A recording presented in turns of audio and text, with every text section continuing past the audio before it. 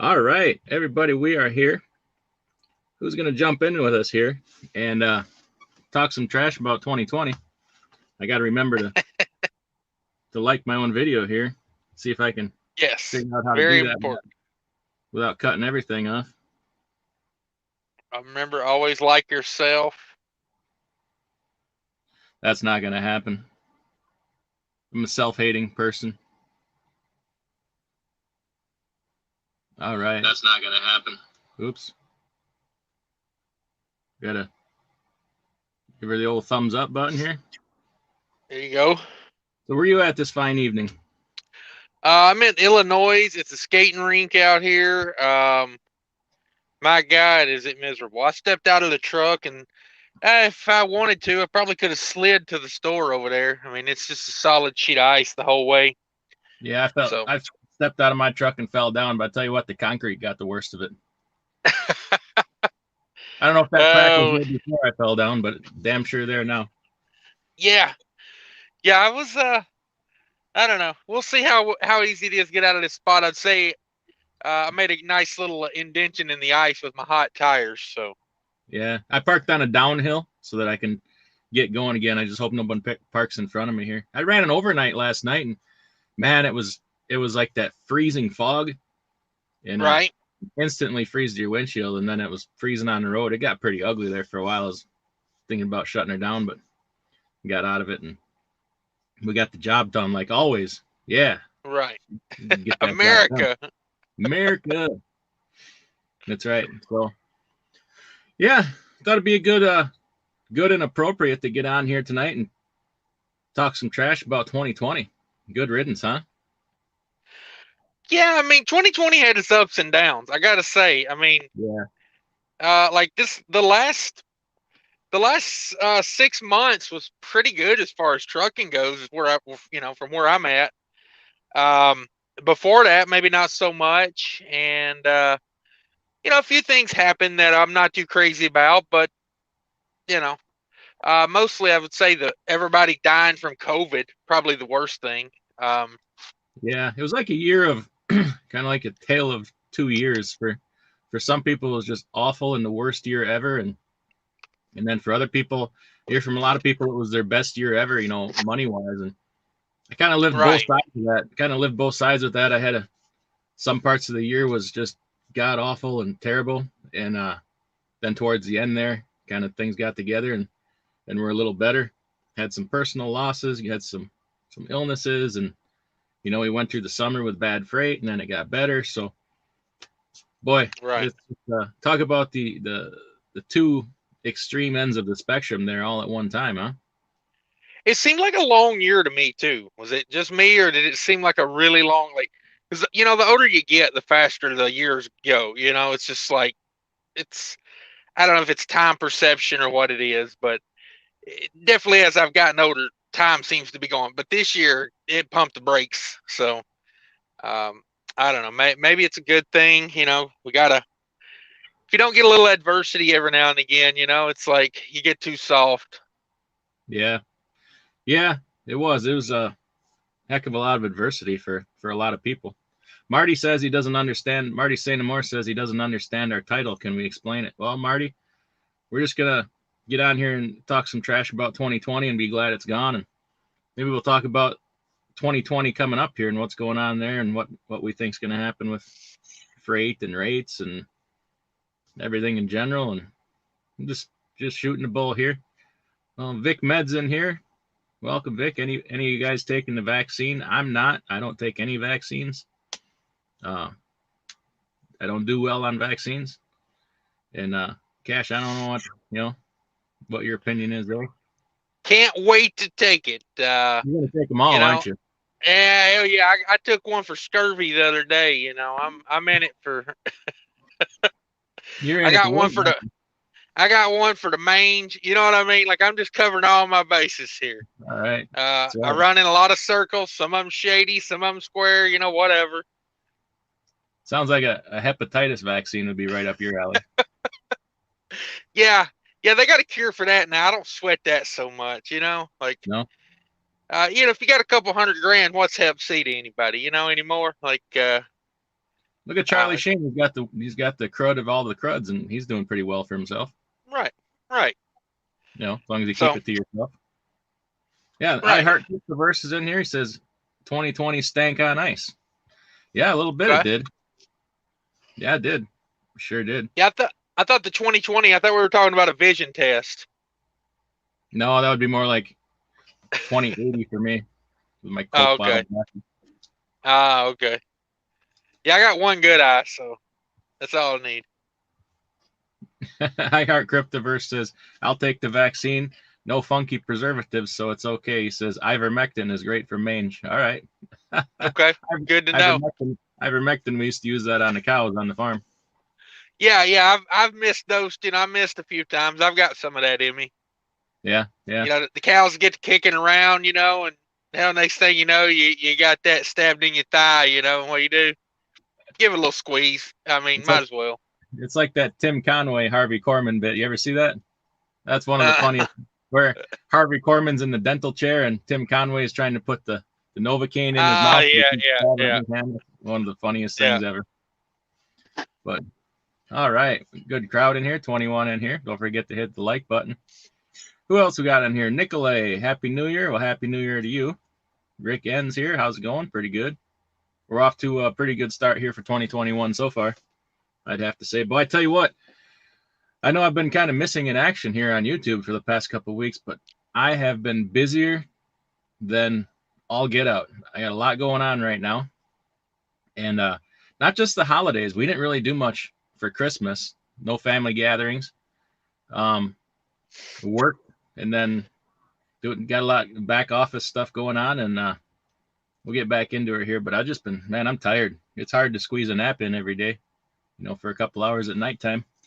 So hopefully I'll go into that a little bit more in a little while. But Jake Karras says 2020 best year for me. Not everybody got so lucky. Trucking in my portfolio blew up last year. Yeah, I think if I hadn't had the health problems I had, I think it would have been a great year for me. But some things can't do anything about. Robert Burns in here. Hey, Robert, how you doing? He says ivermectin. I'm more of a Cydectin guy. All right, Cydectin. That sounds like one of them, pills you would take for male enhancement, doesn't it?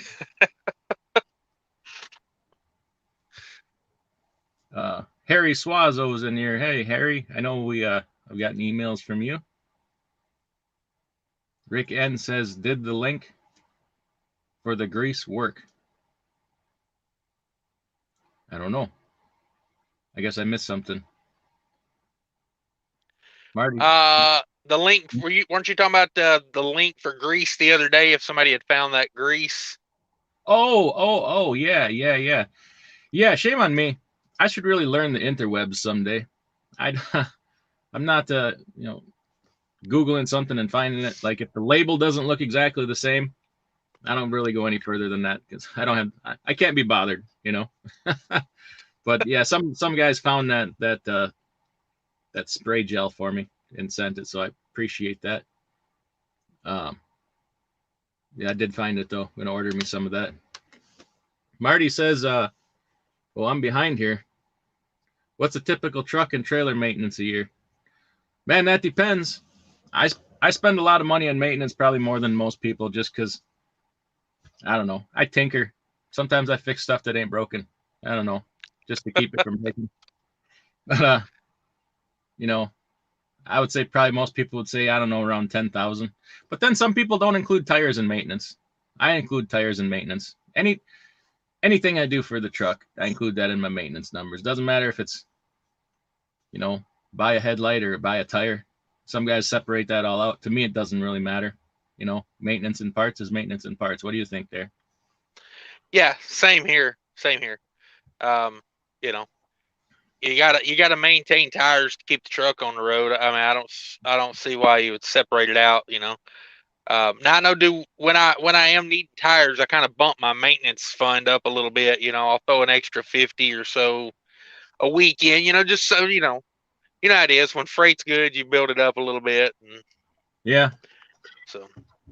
Yeah, Mark M says, hey, He says, thanks for all the videos. He worked for Christmas and paid the bills, took a week off. Now he's heading back out Tuesday. Well, good for you. Get your ass back to work. Right. Did I Jake tell him he could take a day off? I don't remember him asking permission. But, I've been away for a little bit, so I might have missed something. All Oh, right. Jake Karras. Oh, the question of the year. I've been sticking to my diet. I'm going to be honest. I fell off the wagon pretty hard here at the end of the year. And I paid a price for it, but I'm trying to get back on it. And it ain't a New Year's resolution thing. I don't really do New Year's resolutions. Just trying to get back on it for, that big overall change. But, right. I just went in and got me some beef sticks, but I'm not going to eat them on the air. That's rude. Taylor Smith's in here. Welcome. 2020 was a great year for me and my first year driving. Cool. Yeah, it wasn't a bad year to start out. I mean, if you made it through this year, that's a lot of adversity. You're probably going to do okay. Probably going to do okay. Rick N says the company has their own website. Okay, cool. That must be that Northwoods company or Superior, whoever he's talking about. Harry Swazo says, hello, I wish I can support right now. I can't, will in the future, waiting for my IRP. Pennsylvania. It's 10 weeks or 10 days I haven't heard from him. Support us in the future. Hey, you support by watching, man. That's right. We don't ask for a lot. Just everything you got. That's it. Right? Yeah, I mean, caviar, fancy cars, That's right. Gary Bates is watching while driving. Hey, Gary, don't crash. Marty says, would you say about $500 a week for maintenance includes tires, PMs, and regular maintenance? What is that? $27,000 a year? Oh, yeah. Yeah. That should more than cover that. Yeah, that's a fat maintenance account right there. Yeah, that's like tip-top condition and have some money left over. I've had years where I've spent more than that. I've had years where I spent way less than that, but an older truck, is what it is. My me, last. Oh, go ahead.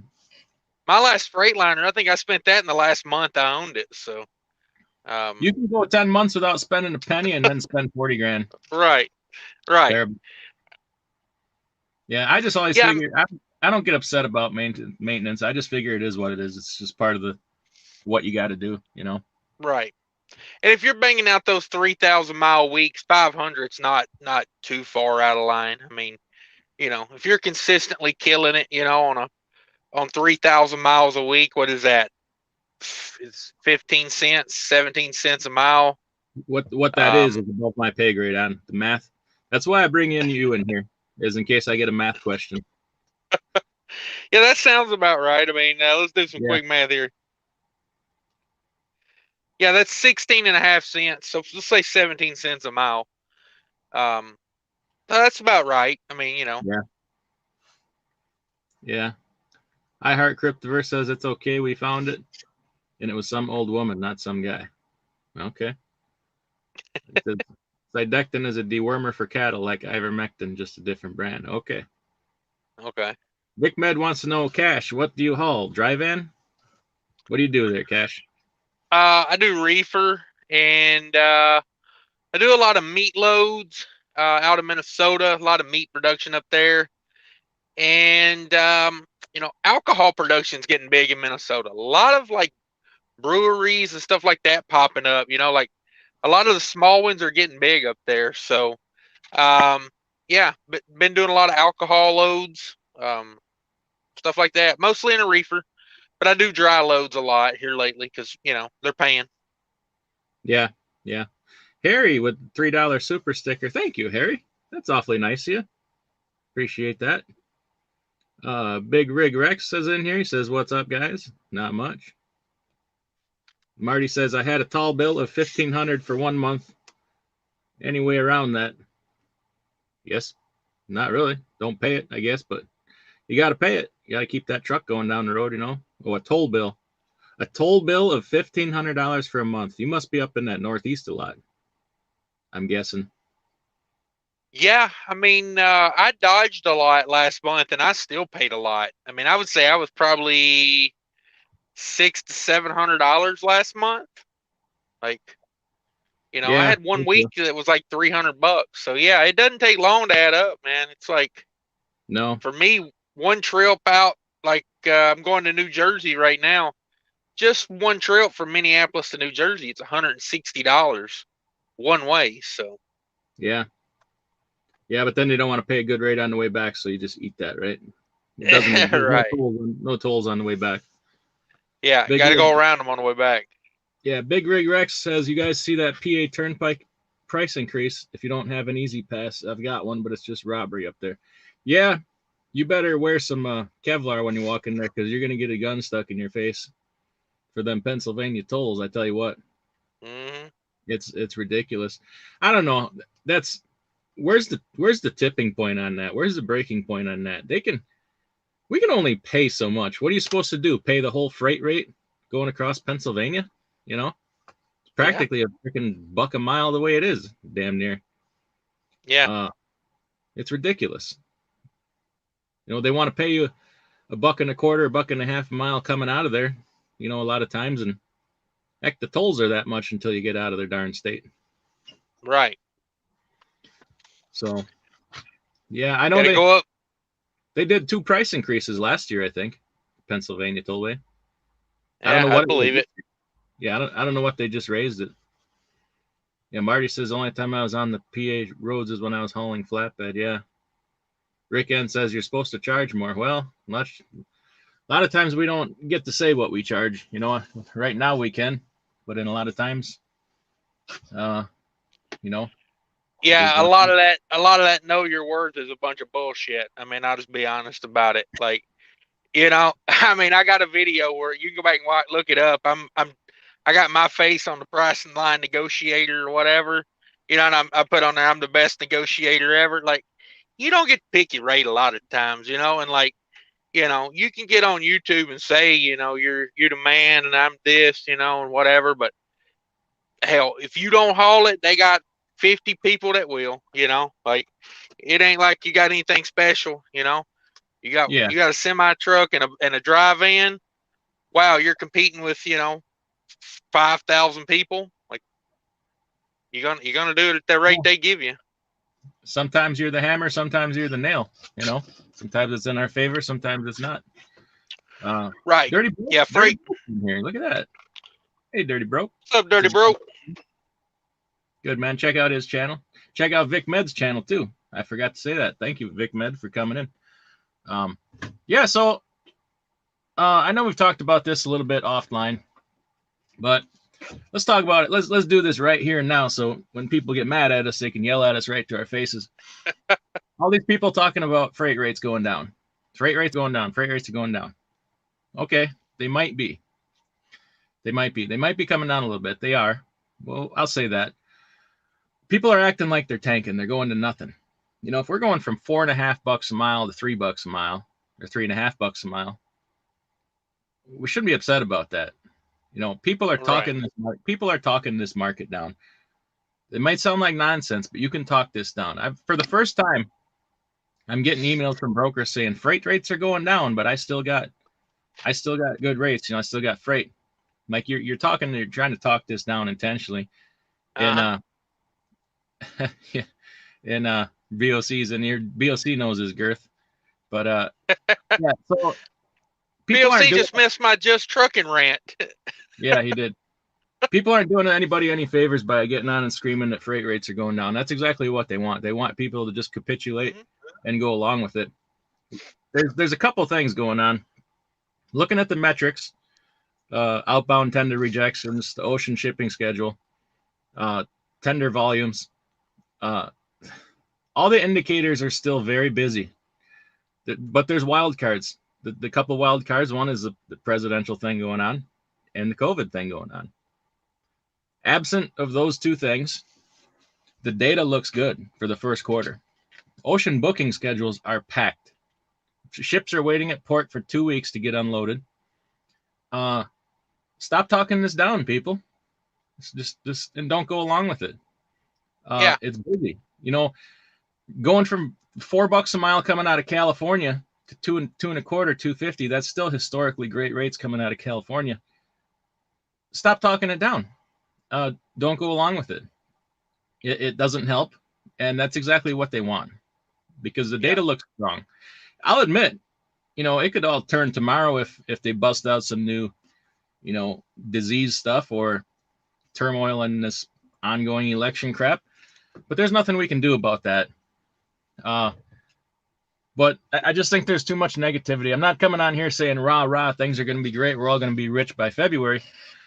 But, to get the data over here and the sentiment over here, and they're the complete opposite of each other, and we'll kind of see who wins. I've been talking to a guy from a freight type thing, trying to get him on. We're going to do a live stream, and we're going to talk about exactly this, and we're going to show the freight metrics and the data, and talk about that, and talk about a lot of other stuff probably in the next couple of weeks here. So excited to do that. What do you think about all that data and what's going on right now? Well, I look at it from the personal and the mental point of view. A lot of these brokers, and I got the same thing the other day. I got rates are going down, but I've got X amount on a load. And it's like when you walk into a room, you go, "Hey, everybody, you're glad I'm here." It's like, well, wait a minute, you're telling me how to think? Like Yeah, you're yeah. telling me rates are going down? Like I'm not seeing it. Like you're calling me and telling me something because you need something done, and you want to sound more important than you are. But as far as I'm concerned, I'm like, I don't base my decisions on one person telling me you know something, especially when they've got they got a dog in the fight. You know what I mean? It's not like they're just coming in unbiased and going, rates are coming down. They benefit from me hauling for less. So, Absolutely. They're tired of I paying. don't take that. Yeah, exactly. But we're tired of hauling for what they wanted to pay last summer. Yeah. The data's against them right now. The data's on our side. They Right. don't like that. They don't like that. They obviously have more power than we do. Let's be honest. They have way more power than we do. But just remember the data's on our side. Just hope somebody doesn't screw it up. Obviously, we're coming into the slow time of year too. So yeah, it's gonna Right. come down a little bit. But historically, this guy I was talking to, we were looking at outbound tender rejections for the last 4 years. And if everybody remembers how busy and how great things were in 2018, the data says things are literally twice as hot right now as 2018. Outbound tender rejections were at like 15 for the average for the year for 2018. For 2020, we were in excess. We were pushing 26. So that's nearly twice as busy as it was in 2018. And 2018 was a killer year. So, Right. That's the data. That's the facts. Ocean booking schedule is a key indicator, and the Baltic Dry Index, and they're through the roof. There's not enough containers. They can't get containers back to China fast enough to fill them. I mean, if they pick some out of the bottom of the ocean that they just dumped in there, obviously they probably could. But I'm working on it. I got me a winch yeah. from Harbor Freight. I'm gonna go after those containers. But another thing you got to think of too. I always think of this.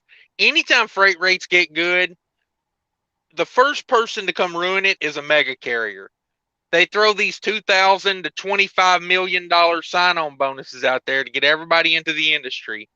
But see, they're being like held up right now because they can't do as much training because of COVID. So their hands are tied a little bit. So they can't just come in and ruin it. And a lot of times, like 2018, you see all these big, huge sign-on bonuses. There was a lot of equipment on the market that could be bought. Yeah. We're in a position now where there's not as much equipment to be bought to like Trailers so are hard they to can come by. right, exactly. We're waiting on trailers.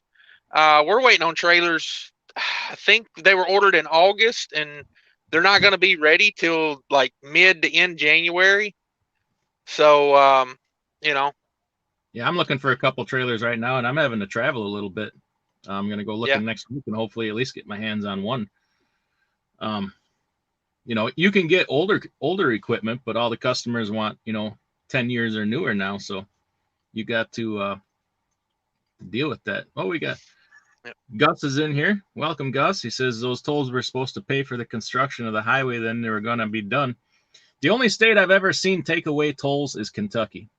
They put some tolls on these parkways until they were paid for, and by gosh, if they didn't take the tollways, the toll booths down when it was paid for. But any other state, they get addicted to that money. It's like that toll crack. become like a crack addict. Give them their first taste, and before you know it, every road's a toll road. That's right. That's right. BOC is here. He says he got his fuel locks package today. All right, you enjoy that, BOC, and you make sure you strike up a deal there. He's gonna cash in on his YouTube channel. You do that. Best of wishes with that. So I moved my fuel locks. I got my fuel locks one step closer to being in the truck. I got it from the house to my car, left it in the car at the yard. So I'm one step closer to having fuel locks in this truck. Hey, the I'm closer very you get proud to of the truck, the myself. better it works. Yeah. Right, yeah. The better it works. You get Yeah, that I'm thinking effect. once I get it in the tanks, I'll let you know how it's working. Yeah. BOC says the market is still solid. Yeah. See, BOC gets it. He gets it. Yep. He's a move. BOC is a mover and shaker. Everybody, go subscribe to that channel. Funny guy, entertaining, smart guy. BOC needs a running count on how many trucks he's got over there these days. I can't keep track of it. Like in the corner of the video, BOC, you just need to put a number up there, like 7 or whatever. That way, I know how many. Because I'm losing count at this point. He's got trucks all over the country now. I think soon he's going to be adding trucks in Puerto Rico. Okay. So if you're a Puerto Rican truck driver from Puerto Rico, get in touch with BOC, and he'll take you on as an independent contractor. Right. And Ken. Right. Don't forget Montreal. Okay. Good deal. Yeah. BOC says even if there is another shutdown on the back end, we will see yet another historic jump in rates in Q2 and Q3. Yeah. I mean, repeat the cycle. Rinse and repeat. It's like, yep. Some of these, they complain when rates go high. We complain when they go low. If they were more steady, reasonable rate all year, we wouldn't keep having boom and bust and boom and bust and boom and bust. That's the way a free economy goes. Well, it's somewhat free. It's largely we won't get into all that. Hi Heart Cryptoverse says, I'm tired of all the virus stuff, but keep wearing a mask because I'm a coward. I didn't know you were a coward, Cryptoverse. I was watching who was it? Truckin' Mo Biz the other night, and he got kicked out of a store for not wearing a mask. And it's so funny because he's such a low key guy. I mean, you would never think of him, temper going up. But yeah, I guess they told him to put on a mask, and he was like, "No, I don't think so." And I guess they walked him to the door. So. Hey, mental note, we won't go back there again, and whatever. Right.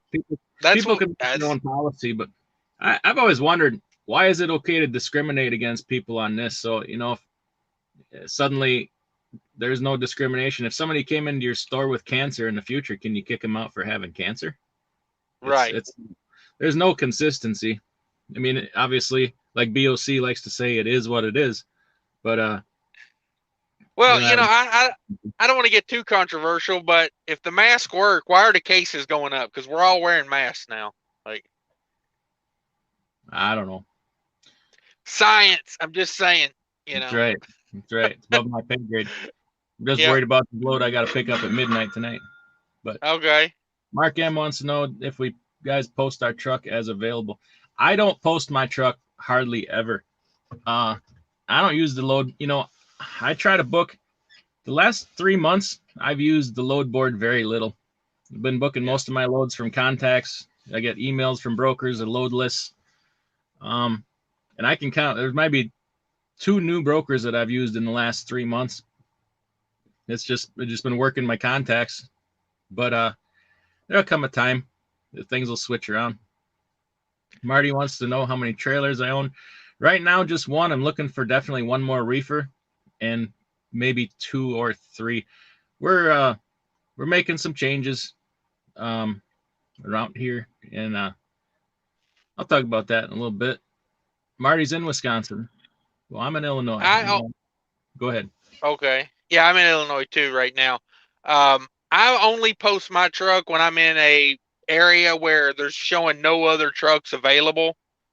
I'll post and start here's a bidding war, that's usually when I do it. I probably haven't posted the truck in probably 2.5, 3 months. I got to be in a really hot area, and it's got to be something like a Friday morning, or something. I'll throw it up there just to see who needs it the bad, like an Uber, like who needs it the worst. I'm kind of weird that way. Sometimes it's kind of a jerk move. Maybe I'll post my truck just to see if my phone rings.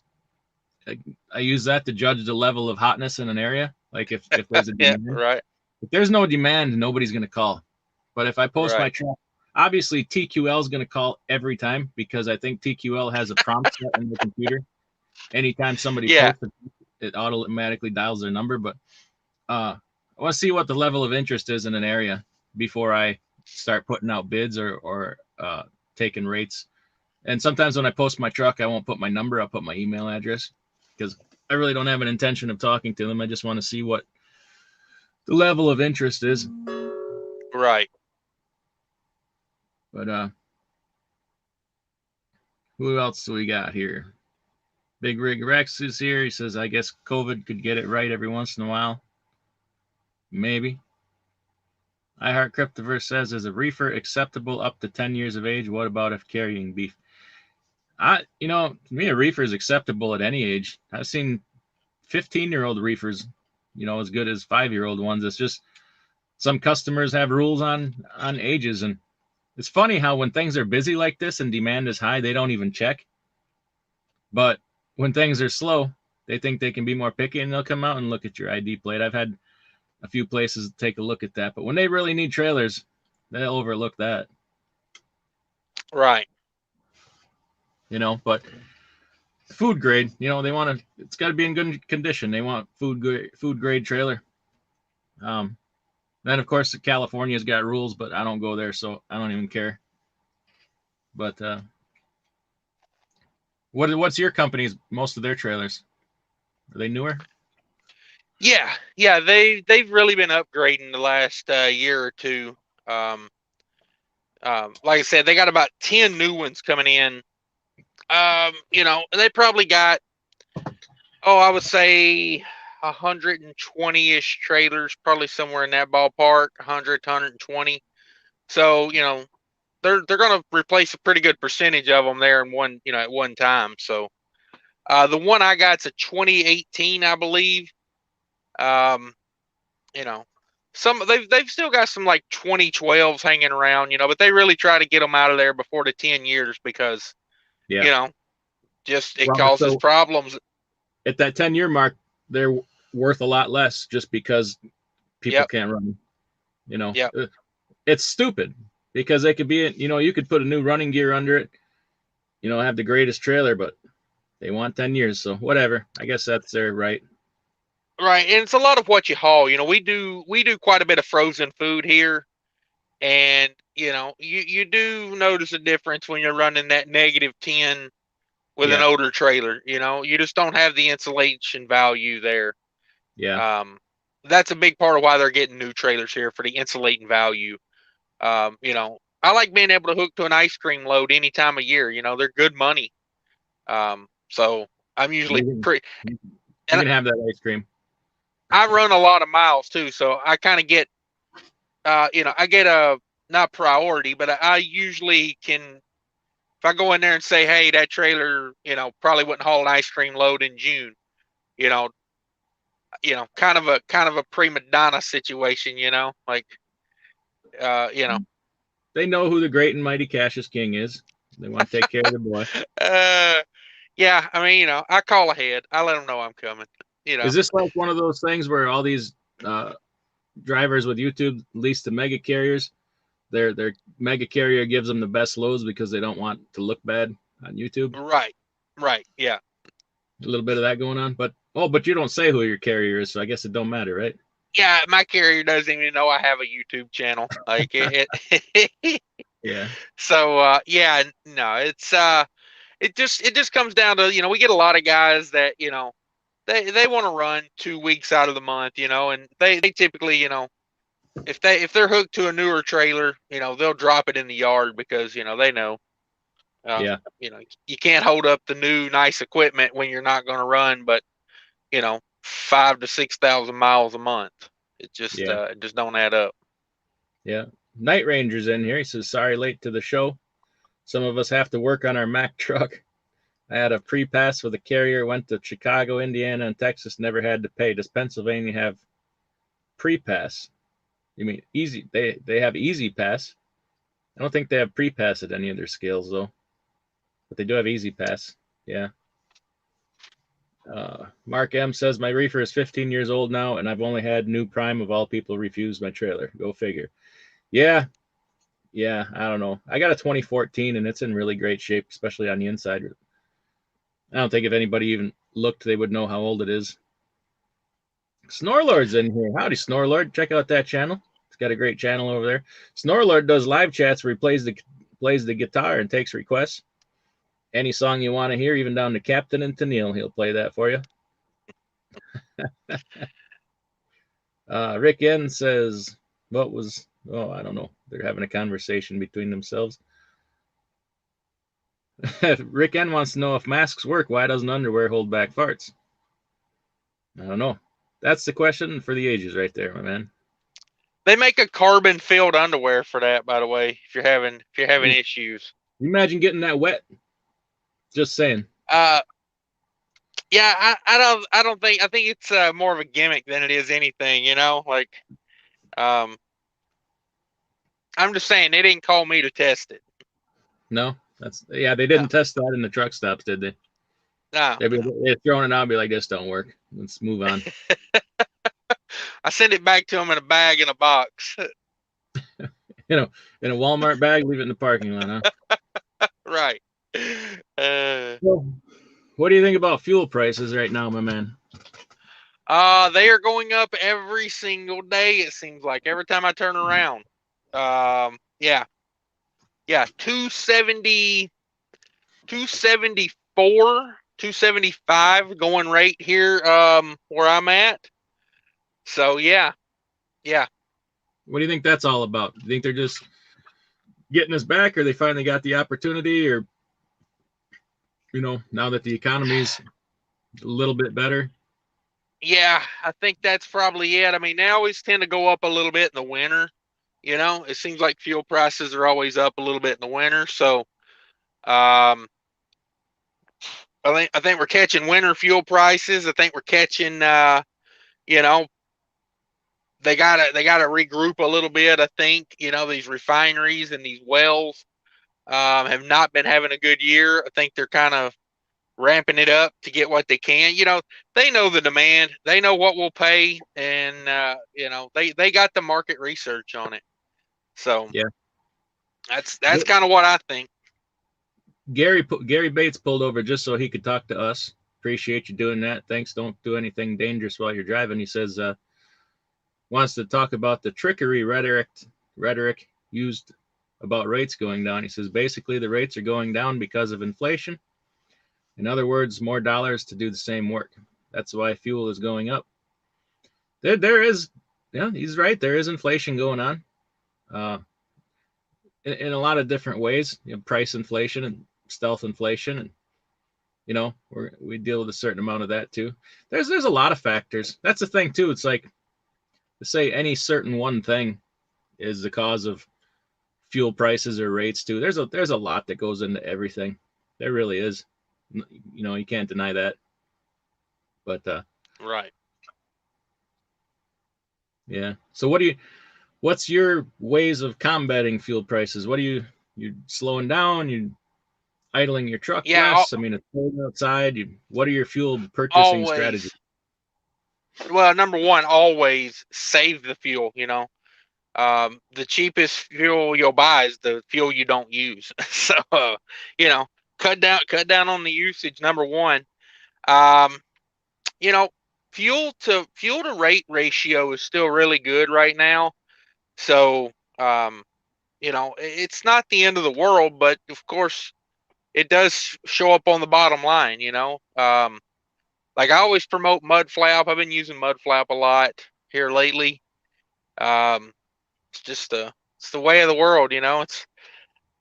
I still get my discount at Love's. I still use a lot of Love's, but supplementing. Just got fuel earlier in Illinois for $2.40 a gallon on MUDFLAP. So like $1.79 ish. Nice. Nice. Yeah, Gary Bates says he's got an MBA and undergrad in economics. What are you doing in a truck, my friend? I probably know you probably got tired of that world and the nonsense that goes with all that. And probably like, I'm gonna go be in a truck and be by myself. I'm guessing that's what happened. It's a good way to be. It's a good way to be. Yeah. You get different people from all walks of life ending up in this truck driving gig because they get tired of the nonsense. I guess I'm guilty of that a little bit, but yeah. Yeah, you know, I hunt hard for fuel, you know. I had 3-4 different ways to buy fuel, and I'm checking all the time. You know, penny here and penny there. It adds up. You know, Right. I won't really go out of route to get better fuel, but I work them apps hard and the discounts hard, and you know, constantly checking my price listing and stuff. So you know, and really watch your fuel tax strategies too. Take the tax off and buy the cheapest fuel without tax. Right. You know, and we both have videos about that. We've talked about it. Right. We got 37 in here. Make sure you hit that like button. Everybody check out Cash is King's channel too. We forgot to say that. That's a good channel over there. You. Everybody go check that out. There's a few channels in here. BOC, Dirty Broke, Vic Med. If I missed anybody here, I do apologize. Kelly's Kitchen. Make sure you check that channel out. Got some good keto diet recipes over there. Good food. Yeah, I think I got everybody. Is iHeart Crypto channel, or is that? I don't know. Yeah, he's in here a lot. Hey, I got to step out for a second. I'm getting hot dialed here. Let me step out for a second. I'll be right back. All right, we'll talk about you behind your back. All right, go for it. Yeah, we'll talk about Cash here while he's gone for a little bit. No, I've been super busy here. I know I've been missing here a little bit from YouTube, but working on some different business stuff and expanding. I guess some people know already, but I bought another truck the other day and found a driver for it already. Got him all set up. Been spending a lot of time on that here lately, getting everything put together. And it's hard to do business in this country sometimes. I tell you what, it's getting the truck is the easy part. It's easy. You know, you go get the truck and you pay for it, find your way to pay for it, bring it home and permit it, get it on the road. But, you know, hiring somebody is hard. The amount of red tape and background checks you got to go through and, you know, stepping through the red tape, you know, even just the drug testing stuff, you got to have them in the consortium, do a pre-employment. You got to do the clearinghouse, which supposedly is supposed to check any background checks on drugs, but then you still have to go back to their previous employers and query them as far as drug testing and all that, when all that's already supposed to be in the clearinghouse. So you're double, triple checking, and people don't want to cooperate. You know, past employers don't want to fill out the forms. Somewhat, you got a problem there. It takes a lot to get somebody ready to go on the road. And I think we filled out paperwork for probably a good, all total, 4 hours the other day. Even just besides getting the, you know, road tests and pre-trip and equipment ready and all that. You know, if you're going to do things the right way, it takes some time and it's not easy and it's expensive. But hopefully it'll be worth it. We're starting some new ventures here for 2021, and excited about that. So, yeah. Big Mike is in here. He says another reason why fuel prices are up is the snow in the Northeast. Yeah, they get pounded out there. I tell you what, it can be a rough way of life out there when they get 2 feet of snow in a day. 18-wheeler in here. Welcome. Says DIY, what's a good starter truck? I tell you what, I don't really get into the loyalty of, well, maybe a little bit, you know, Freightliner, Kenworth, or Peterbilt.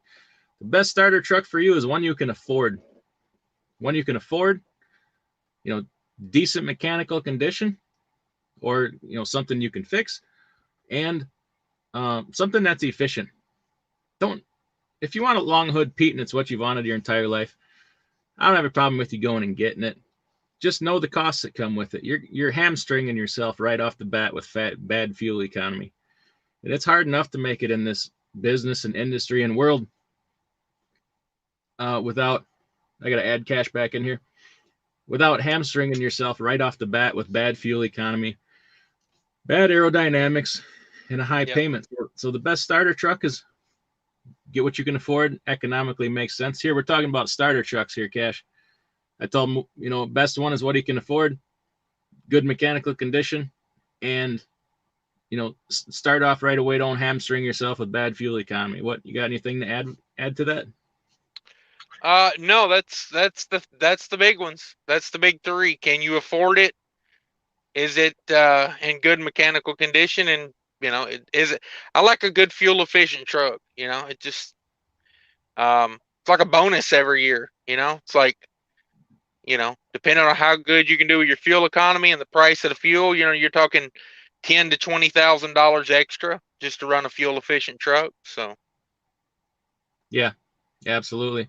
If you're going to run a marathon, you wouldn't go drain, a gallon of blood out of your system and then go try to run a marathon. Fuel is the lifeblood of trucking. So, get something that's fuel efficient. Yep. It'll help you survive the good times and the bad. You don't start, like we said, in this business, people come out of driving school and want to lease on and get a brand new $180,000 truck. In what other business do you start at the top? Right. With no experience? You don't get right out of college and be the CEO of Goldman Sachs. You got to start as a trader and blah, blah, blah, work your way up. Why do people want to do that in trucking? You start at a reasonable level and work your way up. That's how you do it, sensibly. If Right. people did that, maybe the failure rate wouldn't be so high in this industry. This industry has a super high failure rate. Yep. But that's just my opinion. And I mean, I don't know. I don't know what level I would have to be at to want a $188,000 truck. I'm retired before I want to buy a $188,000 truck. I can get the same job done with a $50,000 truck. Like, what's that warranty worth? Is that warranty worth that $130,000 extra? It ain't to me. Like, I don't know. I wasn't really going to get too much into this, but now that we're in it, let's do it. Obviously, everybody should do what they want to do. I'm not here to tell, but would like to help. I just bought a truck for $38,000, and it's a great truck. It's a nicer truck than what I drive now, and I put a driver in it. He's going to drive the better truck. $38,000. I could have bought almost 5 brand new trucks. I mean, 5 of those trucks for what a brand new one costs. Right. And it has 400,000. It's got a ton of life left in it. I'm like, okay. Yep. So I could have five of these trucks going down the road, or one of those. What makes more sense? I could buy 2 of these, put one on the road, park one, and let it sit in case the other one breaks down. I could have 5 of those and just have a truck on standby at all times. It's like, right. Start doing the math of it. It's kind of, if you want a brand new truck, go get you a brand new truck. But know the costs. I look at it that way. It seems rather absurd. I got a lot of good uses for $180,000. Right. Rather than tie it all up in one piece of equipment. That one piece of equipment is down at that kind of price. You're in a pickle. Yeah. What do you? Yeah, you got to think of that too. Even if it's got that warranty on it, you've only got one of them. Like. Yeah, and you got nothing to fall back on. Yeah. But if you look at it that way, if warranties aren't free, they don't come with the vehicle. That warranty is priced into a vehicle, and it's a good portion of the price. I'm not saying are warranties worth it? That's up to an individual. I've not benefited from very many warranties in my life. And I've had stuff go wrong, but I just look at it. If something breaks, I fix it. That's part of being in business. It's part of, a farmer doesn't have warranty on all his stuff. If a tractor breaks, you fix it and you get the work done and you move on to the next thing. I've found actually that getting equipment fixed tends to go faster sometimes if you don't have warranty, because the engine people and the chassis people don't have to fight it out. You don't have to wait for approval. Bring your truck in, fix it.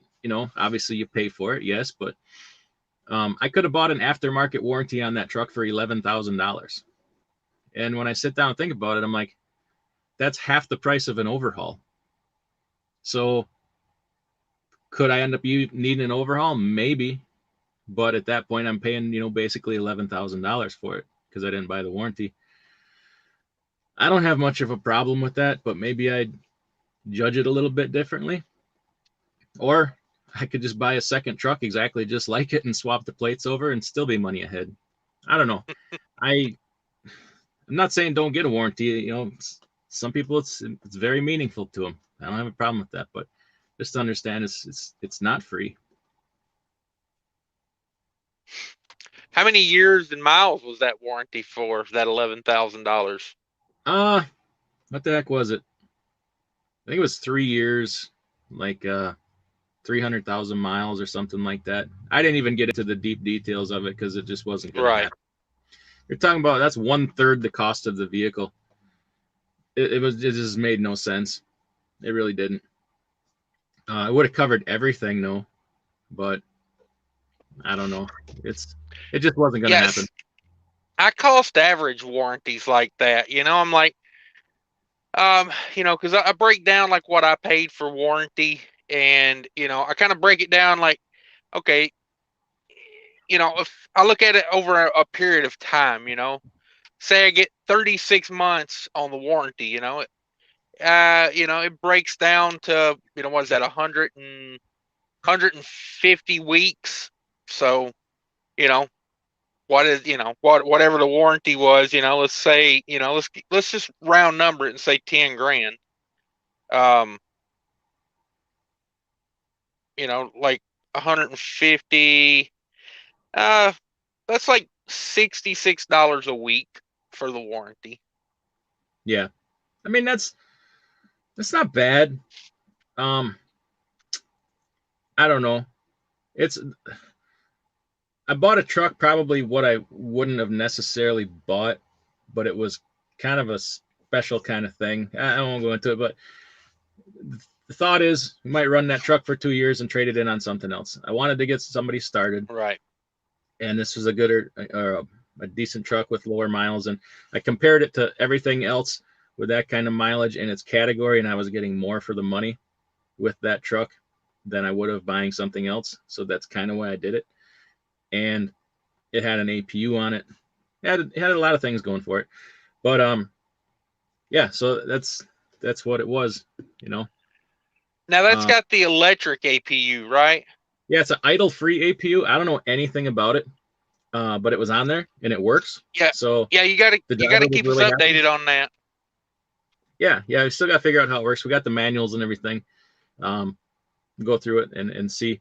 I've never had an electric APU. Well, I had one at a company once, but that particular APU, they don't even make it anymore. So we'll see how this one is. I like the truck. I drove the truck, and man, it rides nice. Way better than this Freightliner, but it won't get as good a fuel economy as a Cascadia, but it should still do pretty decent. So I Heart Cryptoverse says, how do you manage to handle paperwork or manage to handle people working for you? Handling your own paperwork and business is a lot. It is. That's why I've been so busy the last few weeks. It is a ton, especially getting started. We get some systems down, get things under control, beat that learning curve, and hopefully things get better. I guess we all kind of take for granted. We all get mad at our employers sometimes, but it takes a lot to set things up and do that. It's no small effort until you get some systems down, stuff like that. Rick N says fuel's up because supply or crude from the U.S. is down and in question. Additives having to be added. Issues over in Iran. Yeah, et cetera, et cetera, et cetera.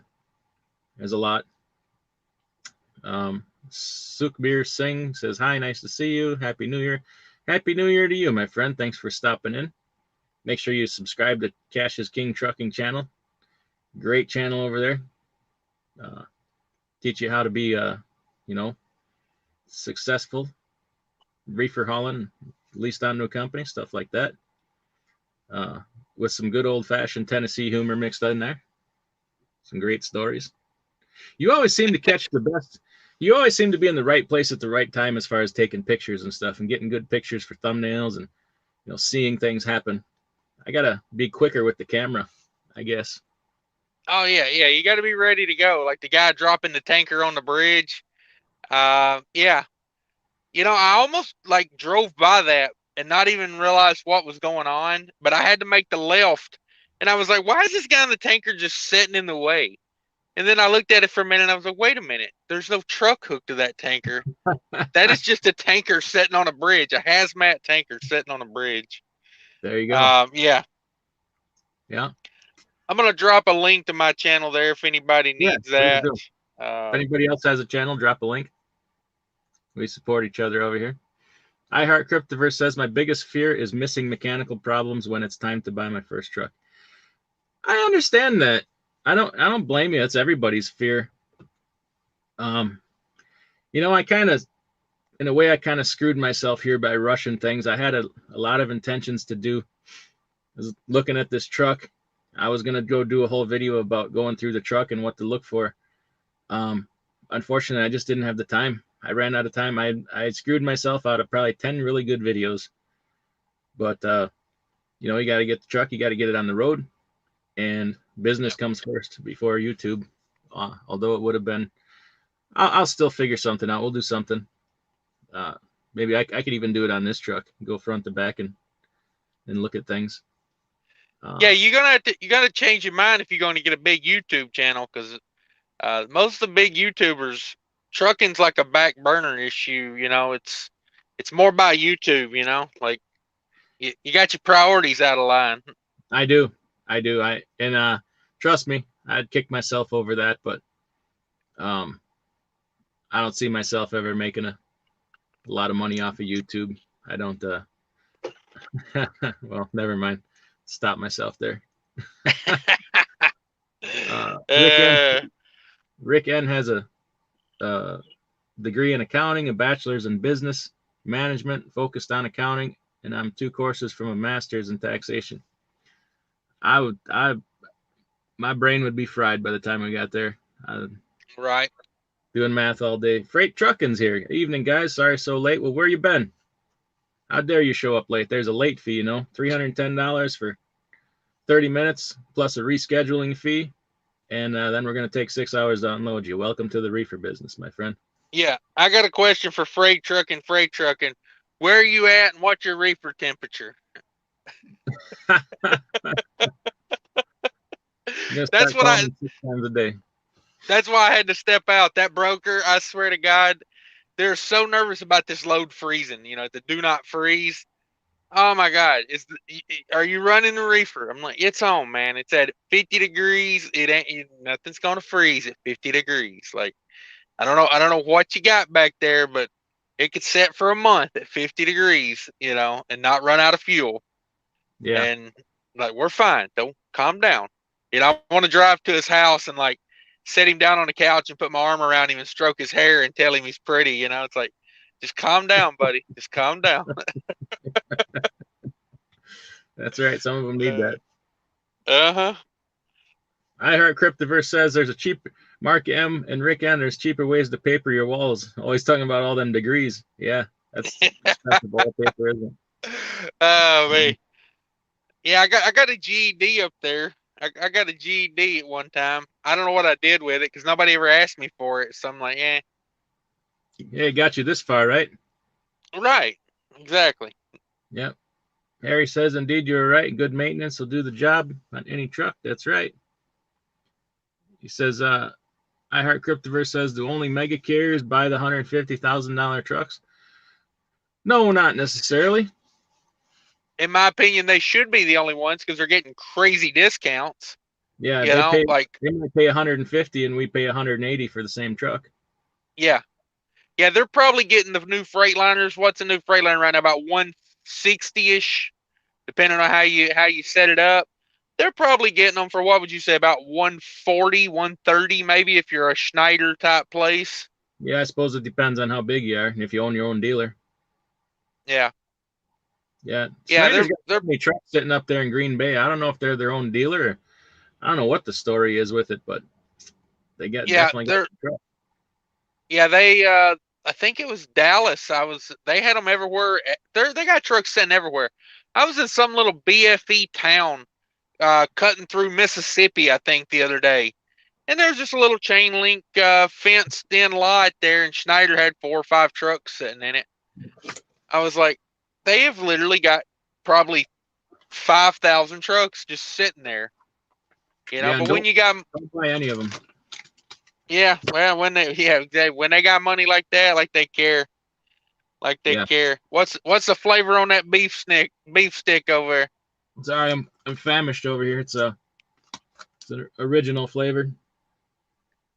Okay, okay. I'm gonna start to lose Yo, weight here if I don't have a beef stick. yeah, I mean, you're from Wisconsin. I take your advice on beef sticks and cheese. Let's don't play around, you know. No, we don't mess around with that. Uh, Robert yeah, Burns says I picked up a 2015 Cascadia day cab with 450,000 miles for 25,900. I think I got a good price. Yeah, Robert, I thought you drove a Mac. I thought you had a Mac day cab. I could be wrong. Maybe you traded it in. I don't know. Or maybe you got a second one. Let me know. Um, we're talking about school here. Rick N says a newer truck comes with better depreciation and if ordered properly to get better miles per gallon. Yes, Rick N, you are correct, but I am not in business for depreciation. I am in business to make money. yeah, me However, too. however, I do like miles per gallon. I'm not trying to start an argument. I'm just saying that's what I do. Yeah, same way. Like I wouldn't. It's like not paying off your house, so you got mortgage interest. The numbers just, it does makes, the theory does make sense, but it doesn't make dollars. Like Oh, now you're trolling. Oh, never mind. Um, and it's also a quality of hush. life issue. I don't want to be saddled with a $3,000 a month payment because my quality of Right, life suck. right. You know, if Yeah. I have a bad month, I can't make the payment. Um, Yep. right now I have a bad month. Well, I had a bad month, Yep. right? Exactly. It's I don't know. I don't know. That's the way I look at it. I can get the same job done with $50,000 truck as I can 180, and you know, to each Yeah, his own. To each his own. absolutely. That's Um. the nice part about being in business. It's yours. You just got to Yep. own your decisions. Um, I've made some bad decisions. Ain't gonna lie, but and I've paid dearly for some of them. Uh, it is what it is, right? Mark M Right. says if you got cash on the table at a good shop, your truck is first in line and out the door before you're late for your delivery. Absolutely. Plus, too, you know, if you're not using that warranty, you can go to different shops. You don't have to worry about taking it to the dealer where they're backed up for 2 weeks.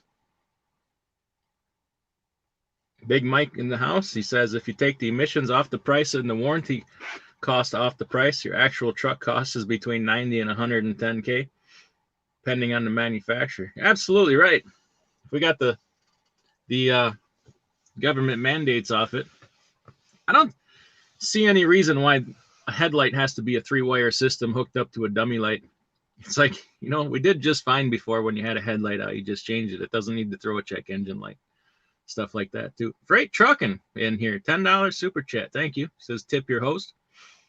Appreciate that. Thank you so much. For sure. Yeah. The super chats are lacking. I'm telling. I'm just saying. I'm just saying. Like. Hey, I just spent an enormous amount of money. Keep them super chats coming. I'm just saying. Thinking about doing a video about it, but I don't know. People will probably call me stupid. I don't care. Never stopped you before. Hey, no, it got me this far. Nothing risked, nothing earned, right? $66 Right. a week doesn't sound bad for a warranty. No, when you break it down like that, it really doesn't. But you know, that initial chunk, writing that initial check is hard to do Yeah. sometimes. Yeah. It don't break down 66 a week when you got to cut a check for 10 grand. Yeah. Especially, if you're paying that, if you're financing it, it's a little easier pill to swallow. But if you're paying that 10, Yeah, 11,000, that's a hard bite to take. But yeah. Rick says extended warranties are usually a ripoff. If the people benefited off them more than they cost, the warranty companies would go out of business. Yes, sir. That is true. Yeah, you could also say the same thing for car insurance, health insurance. Like, it's an insurance. It's not a guarantee that you're going to get your money back. Exactly. Um, that's what an extended warranty is. It's an insurance thing. Exactly. Um, you know, you, most extended warranties that I have bought in the past have not paid for themselves. But at the end of the day, I've owned trucks that I wish I would have put an extended warranty on. It's like I seem to put it on the wrong trucks. So maybe it's like a thing where if I don't put it on there, uh, you know, I'm Yeah. gonna pay, and then if I don't put it on there, I'm screwed either way. Is what I'm trying to say. Yeah. Trust me, if I'd have had extended warranty on this truck, that warranty company would be out of business. We'd have run right out of business. They'd have But bought you a new truck and said, "Go away." exactly.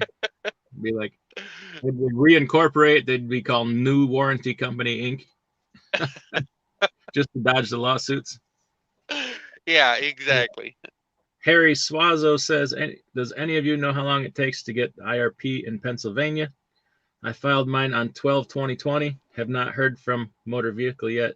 Please, any positive comments? Harry, here's the thing. It's about 2 weeks now, isn't it? Um, these DMVs and government services are so far behind right now, and you Yep. can't get a good answer out of them. I just filed for some permits and stuff. I got mine quickly because I have an online account with the state. Not all states do that, I understand, but you can't go to the DMV offices in person, some of them are closed altogether. I wish I could give you a better answer, but I don't know. Have to wait. Call them up and hound them, ask them, be a pain in the butt, email them, whatever, fax them. We're at their mercy right now. They still want their money. They'll still bust you down for not running with the proper permits or whatever, but they're making it impossible to do business right now. I just talked to another guy who was trying to get a plate done in Wisconsin, and he didn't have an online account, and they're telling him it could be upwards of 10 weeks.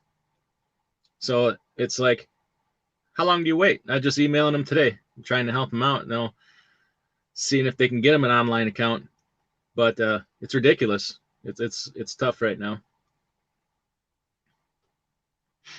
Gus says you never want to get a warranty. You only want to have what the manufacturer issues as a warranty.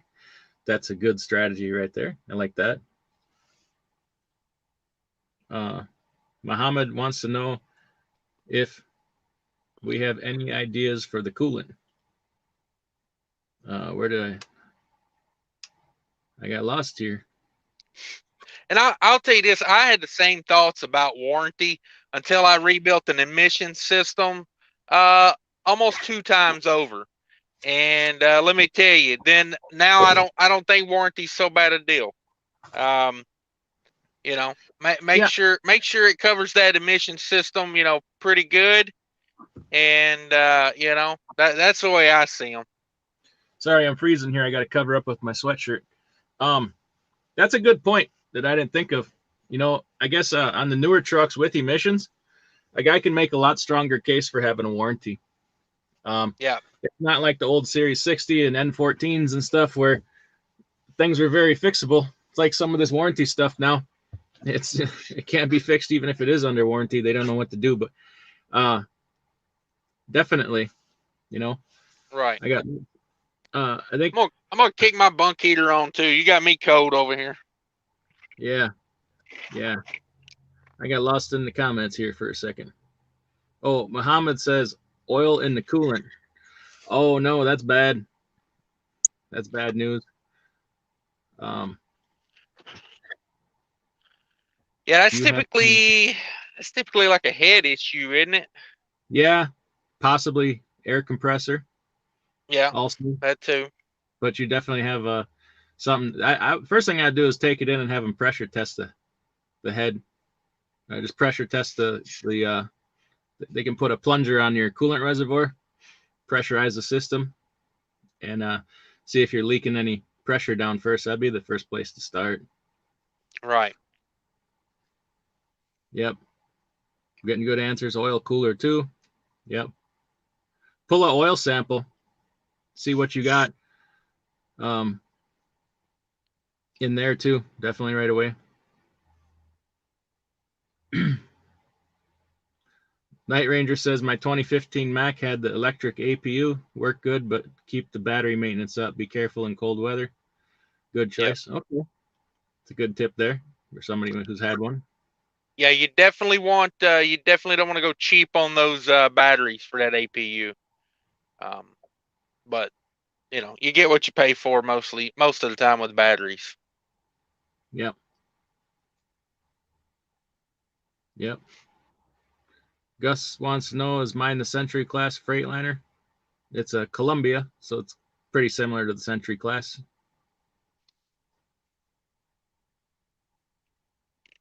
Oh, I Heart Cryptoverse is calling you out. He says, anyone else remember Cash saying he was thinking about wearing booty shorts to up his YouTube views? Where are you at with that? Well, it's winter now, so definitely not going to happen. I mean, I'm still looking for yoga pants in a size 44 men's. It's not an easy find. You don't need them in a size 44. You need them in about a size 36, and then you put them on. You want them things. You want them painted on. Yeah, but if you stretch them too far, they're see-through. That's where you get. That's the strategy right there. Oh man. No. This is YouTube. I got to keep it family friendly. So. Yeah. Rick N says megas are getting them for 100K to 120K based on volume. They might be. I don't know.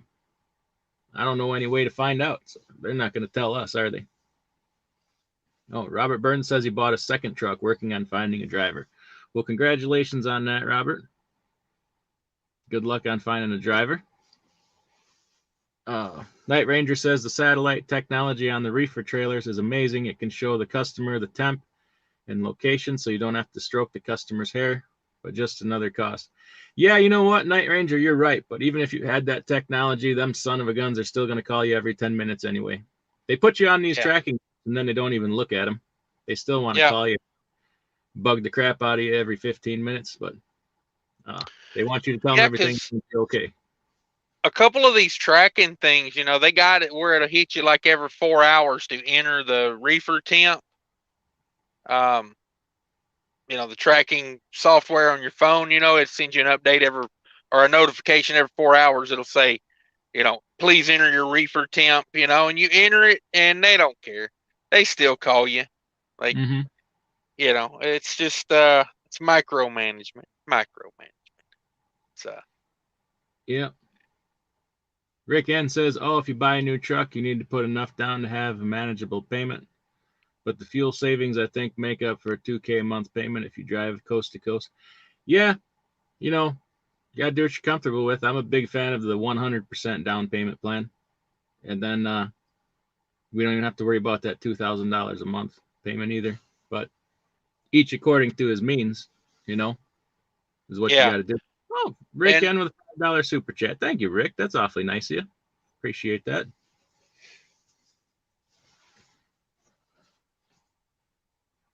Big Buff in the house. We haven't seen Big Buff before. Good to see a few guys with nothing to do. I thought I was a lone ranger. You're never alone there, Big Buff. Never alone. We like to get together from time to time and talk out the world's problems, right? Right. And even if you buy that new truck, you still got to pay yourself back that down payment.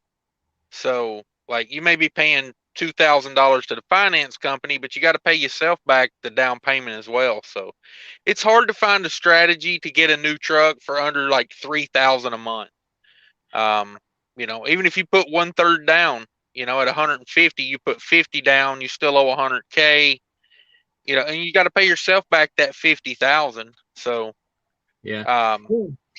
I really mean that to each according to his means. I don't care what you spend on a truck. It's obviously everybody's own business, but I really like you to have a plan. Sit down and you hammer the hell out of that on paper.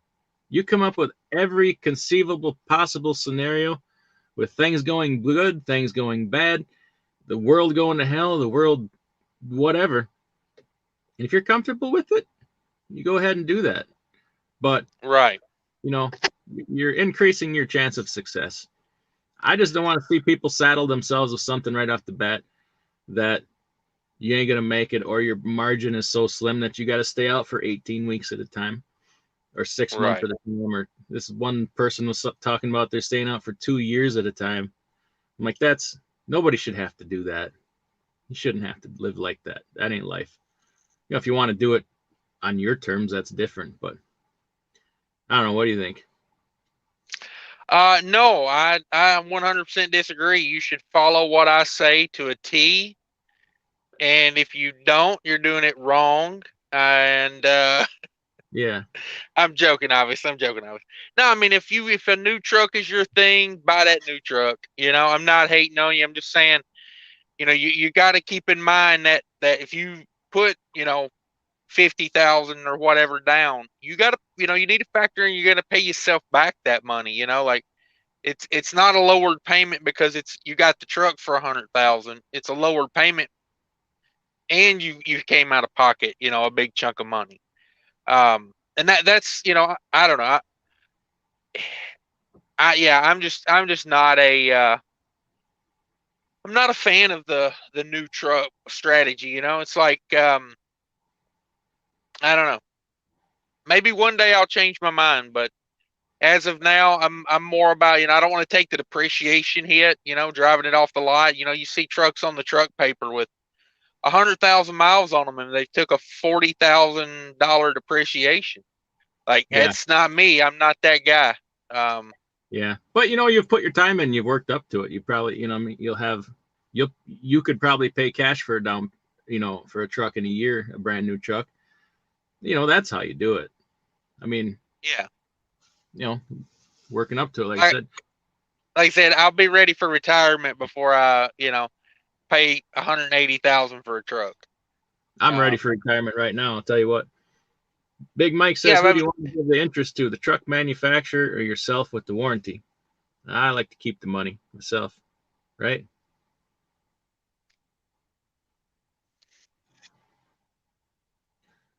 Big Rex says, don't forget your lantern fly permit up in PA. I don't know what that is, Big Rex. Tell me about what a lantern fly permit is. You know what that is, Cash? yeah, that's for the lantern fly in Pennsylvania is an invasive species of like uh some sort of beetle or something. I don't know. It's a bug. It's an insect, and in like 6 counties in Pennsylvania, you're supposed to have a lantern fly permit if you pull into or out of those counties. So Really? yeah, you may need one. You may need one. You can certify yourself online, I believe. And yeah, you're supposed to have a permit for that in your permit book if you pull out of those 6 counties. Yeah, I don't think we're doing that. Just saying. um, okay. Pay the fine, run it. Well, Muhammad says, I think the oil in the coolant is an issue. Yeah, we probably need some more information on that one. I hate giving somebody Yeah. advice on that kind of stuff just from a statement. I don't want to steer you down the wrong path, do you more harm, you know.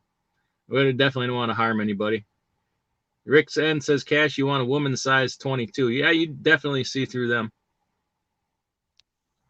Oh, Mark M with a super chat. Thank you so much. That's awfully nice of you. Thanks for the maintenance and repair videos. Here's lunch on me from your Fuel Ox coupon discount. Well, thank you. Yeah, I got to get back to doing some more maintenance and repair videos. Things have just been crazy. I really want to. I really need to, and I'm gonna. Uh, Plus, it's damn cold outside right now too. I'm tired of laying on a frozen ground all the time, but I've been doing repairs. I just haven't had time to video them. It takes so much extra time, and just having to get stuff back on the road so quick and get things done. It's just, life has been a whirlwind here for the past few months, but we'll get back in the saddle with that here soon, So hopefully. you're definitely gonna have a heated shop, heated floor in that shop when you build a shop. I'll be honest with you, it's going to be gravel for a couple of years at first. Okay. Concrete is expensive. It's going to be a challenge just to get the building built. And we go from there. You know, it's like you can't start off with a new Freightliner. You can't start off with a big fancy shop. You work your way up. But Okay. it'll be gravel for a little bit. Maybe we can concrete the first 20 feet of it or something, just so we got something to work on. But hopefully that gets done this year. If building materials don't go down, I don't even know if it's going to get done this year. Building materials are still ridiculous.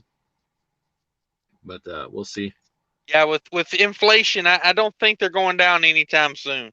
No, but you know, I was Um, hoping the imports coming back in and stuff would help, but we'll see. It'll just be what it is, too. Rick okay. N says you pay back the payment and deposit with depreciation as well as the asset of payment has to meet a reasonable rate in your cost per mile. Yeah, it does. It does. You know, there's a lot of different ways to look at it. Or I could just not have a payment, you know, and after being in this for a while, for me, that's a better way to go. I might have take on a payment again someday. I don't know. I never say never, but for right now, it's just I'm all about hashtag no payments. What do you think, Cash? Yeah, it's a good feeling. It's a good feeling. I don't know. Yeah, I don't know. It's like it's hard to be in trucking with like a true non-payment situation. You know, it's like It is. It is. because you're either putting money back to replace a truck or you're paying yourself back for just paying cash for a truck. Um, I'm not saying it can't happen. I'm just saying like it's not like you can't think of when you have a paid off truck, you know, it's not like, okay, I'm good for the rest of my life. At some Right. point, you're going to have to replace or repair. I don't really look at the repair as part of it, but you're going to have to replace eventually one day because the cost of repair is going to outweigh, the cost of replacing. Right. And, but yeah, no, paid off truck is a sweet spot. It really is. I thought about paying cash for this truck, but we were in March and I wasn't sure what the market was going to do. And I'm not a fan of not paying for stuff I say I'm going to pay for. But at the end of the day, if it comes down to a place to live and food for the kids, they can have this truck, and I'll catch them on the flip side when I have some money. Like it's just how it is. Everybody, check out my friend's new channel. Credit is King. That's a good channel over there. Just teasing. Just teasing. Right? Yeah, I get that. No, I get that completely. Night See, Ranger says I kept my cash. That's why it's cash is king. I kept my cash and spent their cash. good point. Good point. Well played. Night Ranger says he's really looking forward to them booty shorts. So you go ahead and get them for him. You could maybe PM them to him. Save the rest of Yeah. us. Yeah, I'm gonna need a cash out real quick on that. I Big get my Mike, money up front. there you go. Uh, Big Mike says a new or used truck purchase is all based on ROI. When does it pay itself back? That's right. That's right. Absolutely. Uh, my chat keeps skipping ahead here a little bit. Calvary Trucking, Calvary. I think I know who that is. Also, remember all the startup costs with a new or used truck. Yeah, you got plenty of other startup costs in addition to that truck. Let me tell yep. you what. Yeah, there's never a shortage of things to spend money on. That's for doggone sure. TJ Jones in the house. How you doing, TJ Jones? Lantern flies are stupido. All right. That's new information to me. I'd never heard of the lantern fly until just right now. I live a very sheltered life away I from. think I had one of those at one point. I don't remember what I did with it. Yeah, because I mean, it was like it's like they can like shut you down over that, like if you don't have that Really? permit. Really? Yeah. You know, there should be some kind of thing where they contact carriers about this stuff, and instead of just putting the freaking word out and expecting us to go looking for every little thing in the world. I Heart Cryptoverse says, how about building a pole barn shop? That's exactly what we're going to be doing, I Heart Cryptoverse. It's exactly Right. what you're looking for, but they're pretty pricey too right now. Paul Harris is in here. Paul Harris is late. There's going to be a late fee involved for Paul Harris, Yep. $310, and we're going to reschedule your delivery for tomorrow. Thank you. Yep. Hey guys, I have a question about training. When training, does the trainer take all the rewards points? Asking for a friend. I hear tell that the trainer gets the rewards point, but then when the trainer is sleeping, you go steal the rewards card out of his wallet and empty out his account. I heard that's Yeah, that's the way you do it. That's the way I would do it. yeah. You know, just sneak in there, swap out his card with your card, like it never happened, and boom. Calls you on it, play stupid. Yeah, yeah. Say, I don't know what you're talking about. That's right. Angelica Jane's in the house. How you doing, Angelica? That's a new name here. Thanks for joining us. He says, hey, you too, and all. So happy to catch you live. Happy New Year. Well, we're happy to have you here. Thank you. Cavalry Trucking says 1,800 just for plates. I'd be happy with 1,800. My plates are about 2,150. So 1,800 seems like a pretty good deal for me. What's your plate up there in Minnesota, Cash? Stupid, like 2,000 something. Yeah. I was getting them in Tennessee years ago. Plates were like, this was like 5 or 6 years ago. I don't know what they are in Tennessee now, but they were 1,050. Wow. Yeah, good deal over there.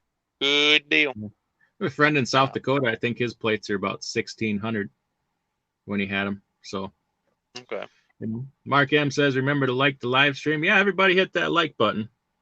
We got 37 in here and looks like 34 thumbs up button. Hit that like button. Share the video out. Cavalry Trucking says sales tax depending on what state. Yes, depending on what state. Been getting a lot of emails and questions about the sales tax thing. You know, I had a guy email me the other day from Georgia. I don't remember what he was buying, trying to get something tax exempt for his truck, and he couldn't figure out how to do it. So he called the state and said, how do I do this? And they're like, well, that's not sales tax exempt. And I'm like, here's the form right here. Line 6 right here. It specifically says trucking parts, rolling stock, everything to do with trucking. It's just amazing how some of these people in these departments don't know their own rules, yet, you know, maybe the question wasn't asked right. I don't know, but you really got to do your own homework on that stuff. You know, it's, I think it was sales tax on the truck itself. He didn't owe it. Georgia was a sales tax exempt state for trucking. So hopefully he got that all straightened out. What else we got here? I Heart Cryptoverse says once the trainee starts getting ripe, the trainer will pay up for a shower. Yeah, probably. Or just throw you out the truck. Bernie Sands in here. He says, what's up, fellas? What's up, Bernie? Thanks for coming in. Mile High 1010 says they're $1,200 in Louisiana. License plate? Oh my gosh. We'll have to move our businesses to Louisiana. It's a good deal. It's a good deal. Paul Harris says, I look cold. That's because I'm freezing. It's yeah, cold out. Do you not have a bunk heater in that truck? Yeah, but ain't it loud? Is my APU loud? No. The guy next to me's got an APU running wide open. Can you hear it? No, but I thought last time I was on, you guys could hear my APU running. Hey, fire it up. Your teeth chattering's going to be louder than that APU soon. Hey, this is the level I'm willing to go to for my viewers right here. I will sacrifice my toes and fingers to visit with my folks right here. We're chatting, man. Yeah. We chatting, man. Yeah. We chat. I got the bunk heater going wide open. I got nothing for them. Like, you know. I'll go gotta be reasonable. Gotta be. Take over for just a second. Yeah, let's go through a few comments. 1,600 in South Dakota, says Big Mike. Shane Brown says, salute from Florida. I paid $1,600 for plates in Jersey. Okay. Okay. Aaron W., what do you use for a hotspot or high speed connection in your truck? I just use my regular internet on my phone. I got Verizon, and it comes with 10 gigabytes of hotspot a month, and that's what I link this phone to when I'm live. That's how I do it. And let's see. Bernie says nothing much, man. Getting in a few days at home, nice. Insurance is sky high though. Yeah, that's usually the way it works. You never get a break on the insurance and the plate. Want to always catch up with you. Yeah, we don't want you frozen. That's for sure. Do you have a hotspot? Yeah, do you have a hotspot in your truck for high speed internet, or do you just use your cell phone? What you got going on? I just use my cell phone. If I did have I do have hotspot on my cell phone, but I don't care enough to learn to use it. Yeah. I get 10 gigs of hotspot, and that's what I link my other phone to. Okay. I rock a tablet here on Verizon. So, I got unlimited data on that. I don't think I could do my business without my tablet. I use this thing for everything. It's that pinch and zoom thing on the phone or, on the Atlas doesn't work for me. And you mean by do your business, you mean setting a stall at the truck stop and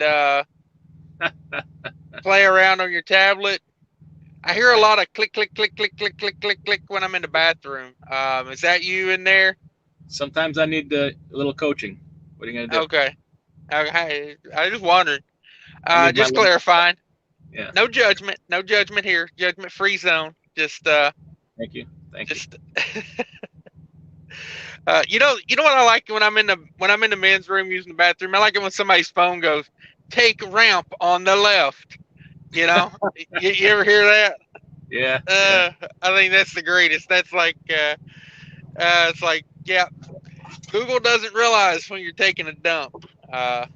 Oh yes, they do. Oh yes, they do. They know everything about us.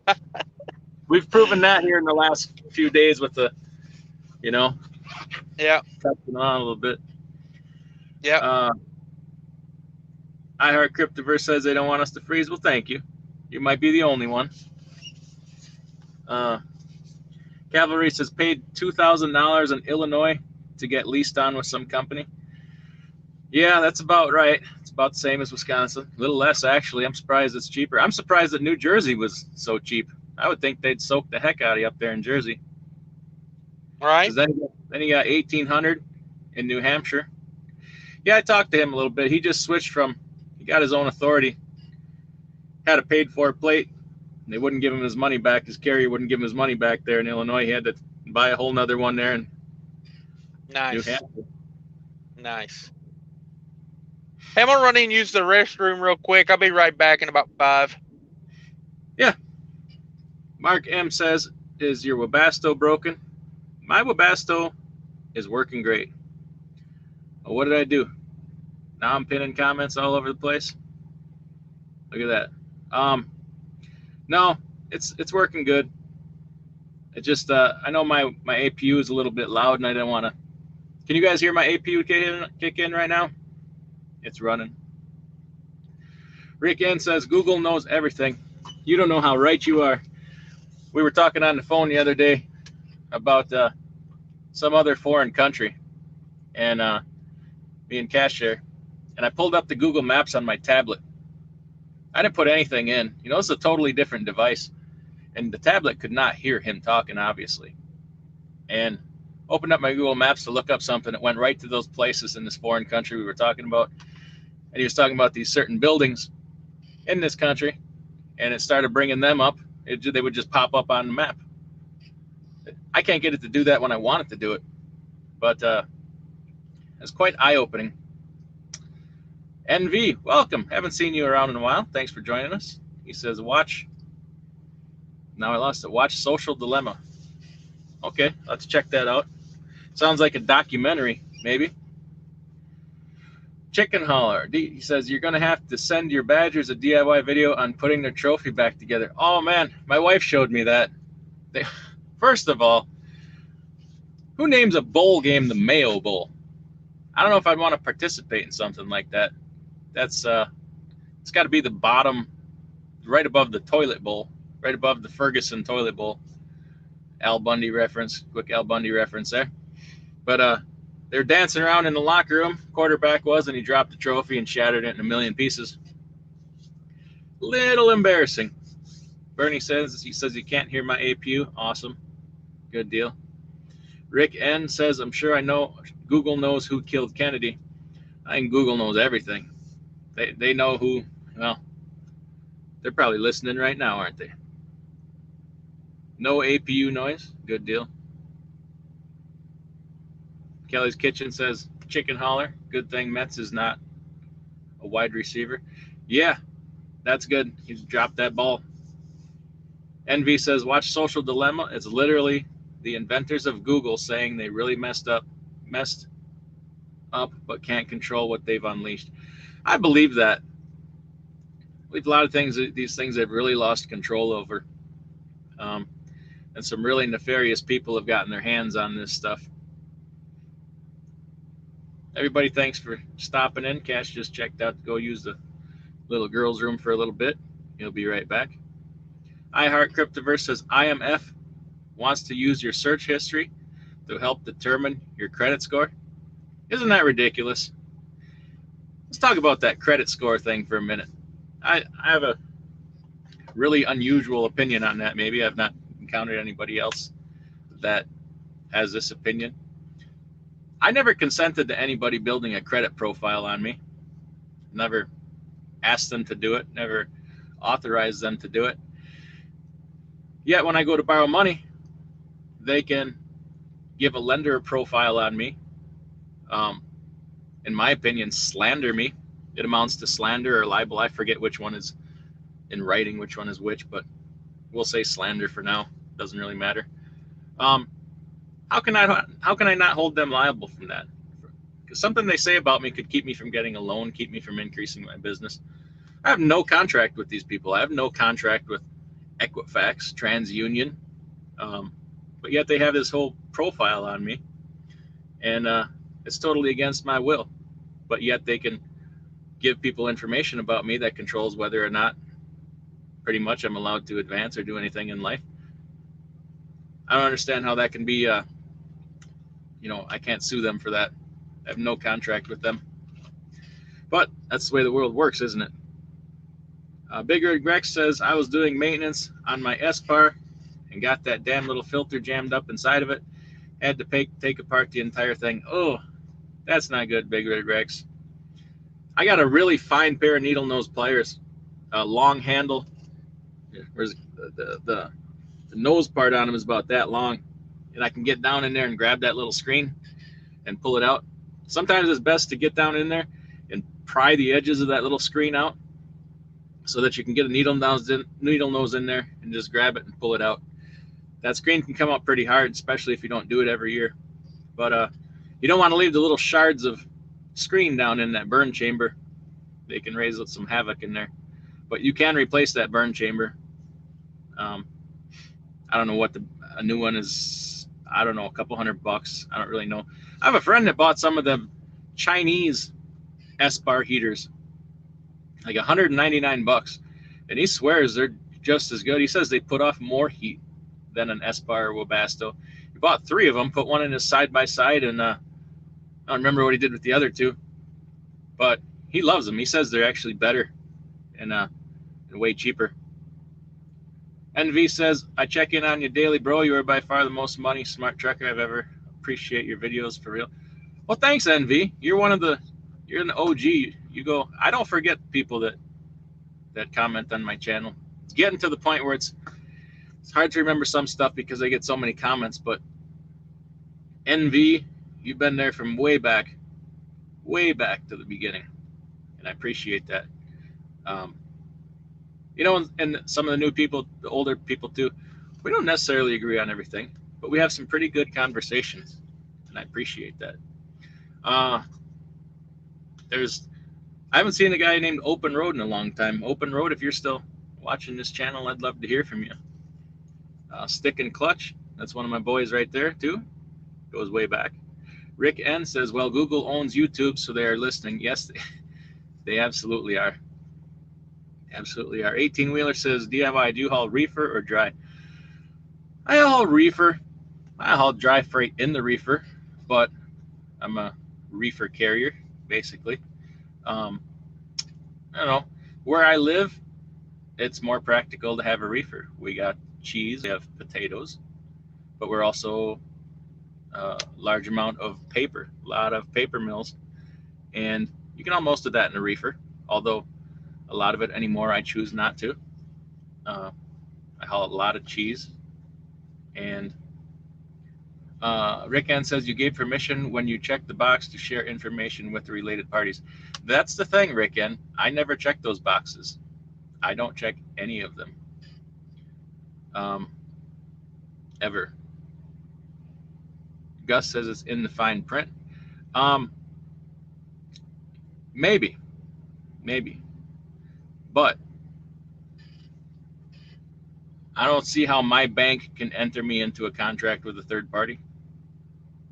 It's I understand what you're saying, but I don't feel I can be forced into a contract, even a verbal one. I don't agree with that. It's like we do business or we don't. I've never authorized them specifically to do that. C Hill, will Steve Summers and Dave with America's Trucking Network ever be back? I don't know. I don't really listen to too much of that, but the world is changing. Media is changing. There's so much alternative type stuff out there right now.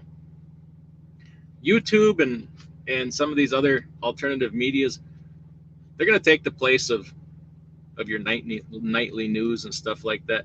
Even radio is changing. Paid subscriptions, stuff like that.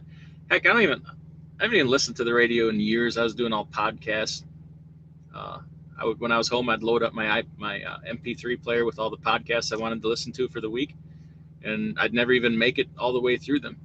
And now I don't even so much do that. I just press the play on YouTube and let it play through my speakers in my truck. And it's kind of nice being able to pick and choose what you listen to instead of having to listen to things you don't want to listen to get through to the other stuff. So I think if they're back, it'll be in some kind of different way. It won't be like it was, I don't think. Oh, sorry, Cash. I didn't see you back there in the stream. I don't know how long you were waiting there. Were you waiting a while? Oh, no. I need a pair of ice skates to get over to the truck stop. Boots and flip-flops won't cut it today. Need ice skates out here. Okay. Well, okay, there we go. Big Mike says Summers is back on, and his main sponsor is Motor Code. Well, right there. There you go. See, I don't really listen too much. Oh, Big Mike, yeah, he's right there. He's the one I was talking about with those Chinese bunk heaters. He's got one in the truck and one in the side-by-side. He absolutely loves them. So if you have any questions about that, throw them out there to Big Mike. The man owns the stuff. He knows what's up. He's a smart guy, too. Trying to encourage everybody, trying to encourage Big Mike to start his own channel. The man's got a ton of knowledge, and he's got a lot to share with people. So everybody throw a what's up out there to Big Mike and tell him you start that channel, and I'll subscribe. If he does that, we'll have him on here, and he can promote it. NV says NV is for my initials, Nick Veretti, I think it is, and the name of my trucking company is NV Logistics, so my initials are hidden in the name. Clever. Look at that. Well, I'm so glad to have you. He says he's jealous of all those nice trucks. You know what? Nice things don't impress me. We want that nice bank account, right? Right. Bernie Sands says, I've been watching your videos, your channel for a couple years. Just really never had anything to comment about until recently. I wanted to go owner op. Bernie, yes, we've talked. Hang in there. Keep doing what you're doing. I haven't forgotten about you.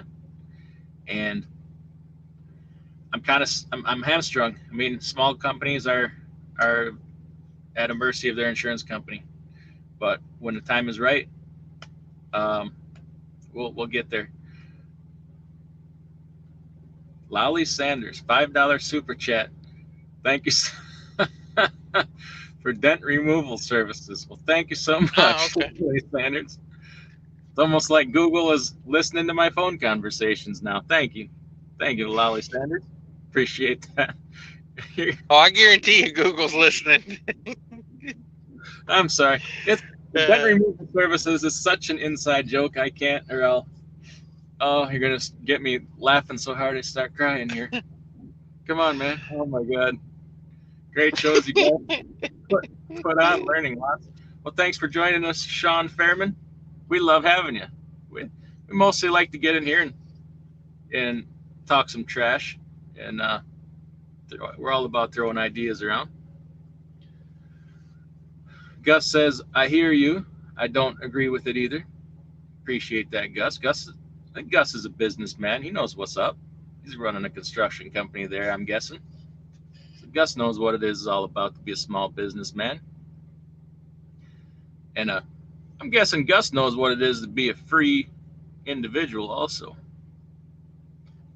Mark M says, I got one of those eBay special diesel heaters, and they're all right for what they are. I'm going to try to get service parts and tools for it in the summer, so I'm covered for next winter. Let us know how that goes, Mark. If you come across a good resource, good parts, good product, throw it out there. Helps everybody. yeah, they're almost cheap enough. You just take it out and throw it away and get a new one when it breaks. Like, Yeah, I mean, yeah, you run that thing for 2 years and then toss it and get another one. Like, you're still yeah. cheaper than most people with, I think mine's a S bar. So, you're what, 50? Like owning a Freightliner, right? Toss it away and buy a new Yeah, one. yeah. NB says he's in the same town as Hurricane Express. I can't remember where Hurricane Express is. Yeah, me Um, neither. it'll come to me. Holy cow! I heart Cryptoverse. Wow. He says Ooh $50. wee. You can buy Cash something pretty. I'll buy him a size 18 booty shorts and a pair of flip flops. Monogrammed flip uh, flop for Cash's King Trucking. Thank you, sir. uh, That was very kind of you. I don't know, still humbled by that. Mark M says they have inline diesel filters, so there won't be any junk anywhere near the fuel injector. That's probably what you should add to yours. Yeah, I have. If we're talking about bunk heaters, mine does have an inline filter. I thought about stepping up that filter a little bit, but it's pretty doggone fine. But I don't really have too many problems. You service some bunk heaters, and they're pretty reliable for a good while. Everybody's in here new, and we're chatting with Cash's King. We're just talking smack tonight. Definitely check out his channel. Subscribe. Good channel over there. All right, Hardcrypt Diverse says, I'll subscribe to Big Mike. Well, there you go. Big Mike, there's your first subscriber right there. He's got a lot to share, a lot of experience, and a lot of knowledge to offer. We got to just get him to do it. We've been leaning on him. Bernie Sand says, I seen a guy at the truck stop while it was pouring rain wearing flip-flops and shorts. That's you'll see him next week with pneumonia and bronchitis, right? he needs some of that cattle medication. He's gonna get that what is that, Blackfoot they call it, or Yeah, hoof rot, something like that. there you go. Yeah, you walking around that truck stop with the sandals on, you're gonna get some foot rot. I recommend you get you 7-in-1s before you step out there at the truck stop with your sandals on. Yeah, I mean, they do it all day, man. Like I said, about 2 or 3 weeks ago, I had a guy ask me for a pair of socks. So, like, you know, Times are tough. Times are tough. yeah. Help a brother out. I I mean, hope you hey, get it was. clean Yeah, I socks. gave it. I don't have any clean socks, so I mean, hell, the ones I got on ain't clean. So, I'm a truck driver.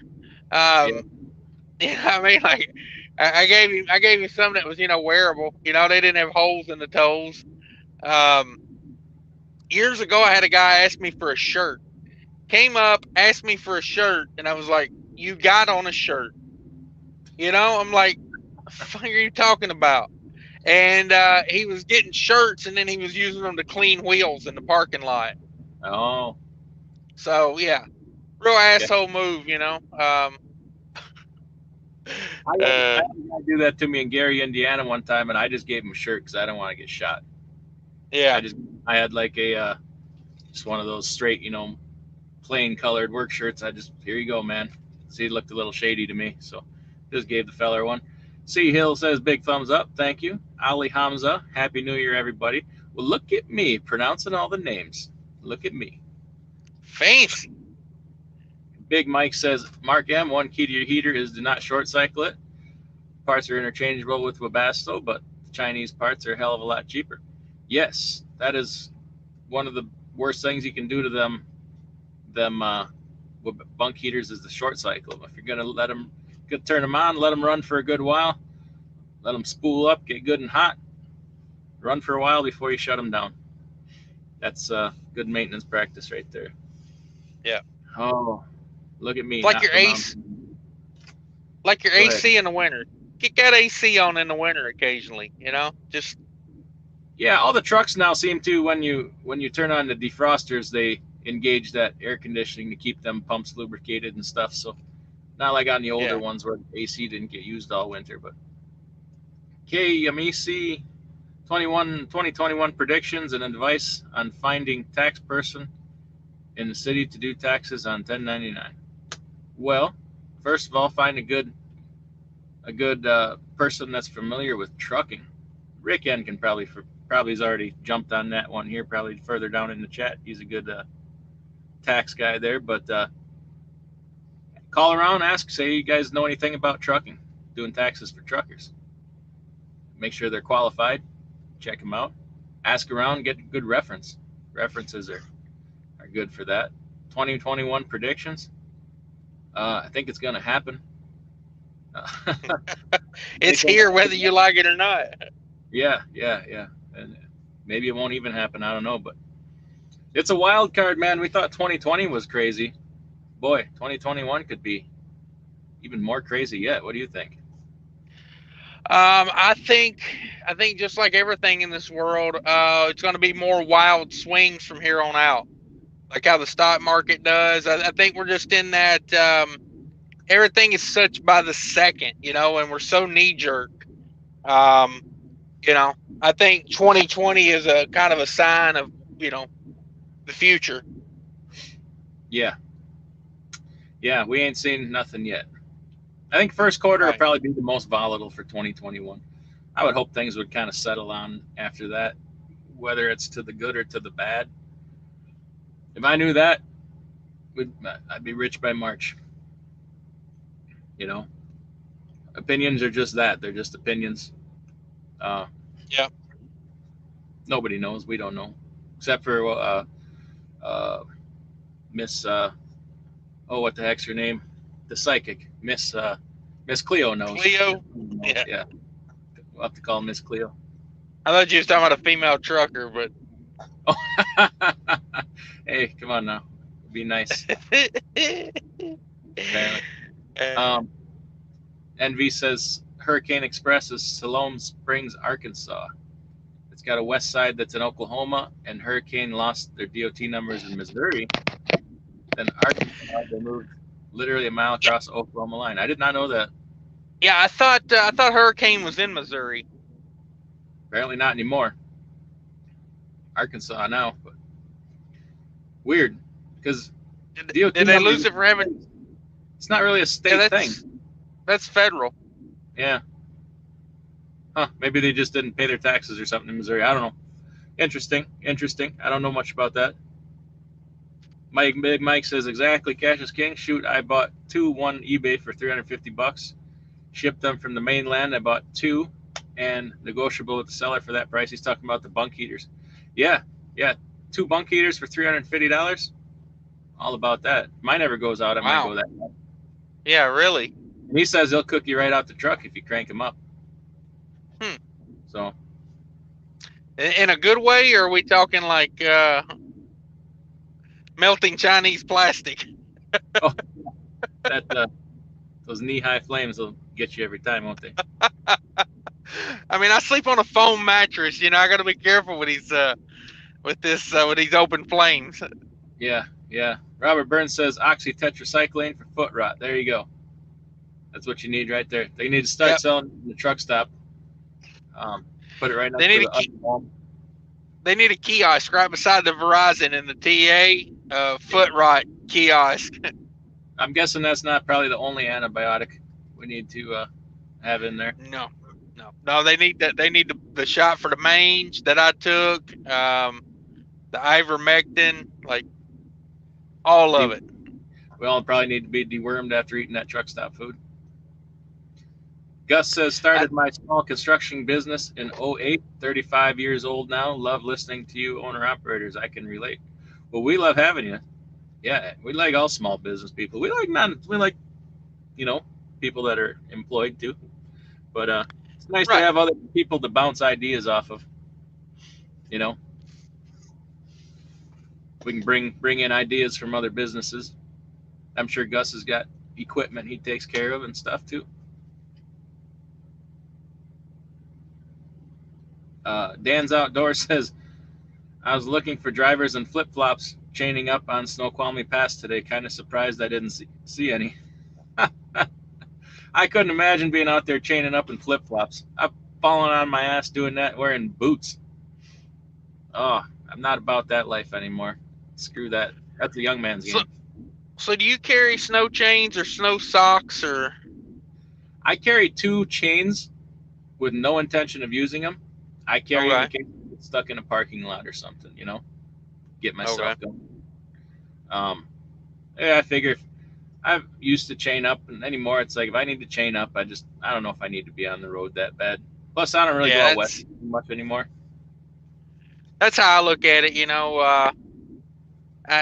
just get yourself in some situations when you put those chains on. It's like I don't want Yeah, to go deeper into my problem. Like if my problem is if I'm already deep enough into it to need the chain, I want out of my problem. So, um, yeah, yeah. Plus, I'm never great at it. By the time I get 5 miles down the road, my chain would be about off, and I don't know, okay. kind of a pain. Yeah, I've been looking at those snow socks. I think I'm gonna grab me a couple of those. Yeah, they don't meet the legal requirement, I don't think, if four chains, but it's not always Yeah, they about that. do. Oh, do they? They do. Yeah. Nuts. Okay. All right. I got stuck in Omaha once on ice. Flat ground, couldn't move. Had to throw my chains on. That was a bad, bad night. I'll never forget that night as long as I live. But yeah, I also carry a 20-foot logging chain in case I got to give somebody a tug or somebody's got to give me a tug. Yeah. What you There do in you your go. personal time is none of my business. There you go. I'm into chains. I like chains. Rick N says, "Oh, they're right there. You go, right there." Rick N's laying out that tax information right there. 18 wheeler with a $5 super chat. Thank you guys for the knowledge. Love Cash is King lives. Yeah, if you don't know Cash is King channel, he does 18 lives a day, Yep. 36, you know, in a 5-day week. That math don't work out. Don't call me on it. Uh. He's on live stream number 1010 right now.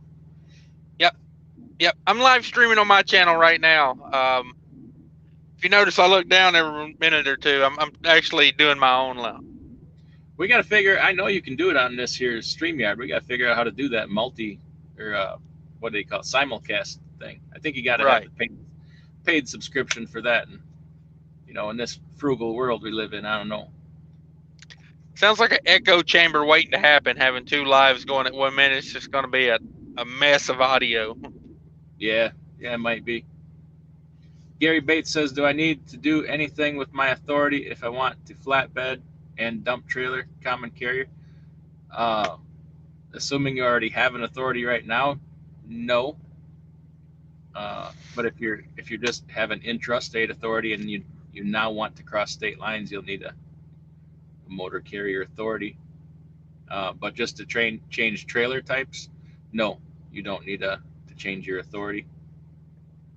Common carrier, I prefer common carrier over contract carrier.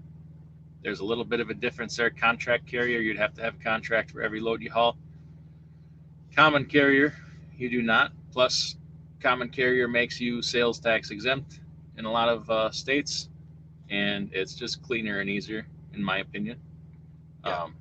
In my opinion, that's merely my opinion, that a contract carrier thing would just be more for a bigger company. But just my 2 cents, not advice.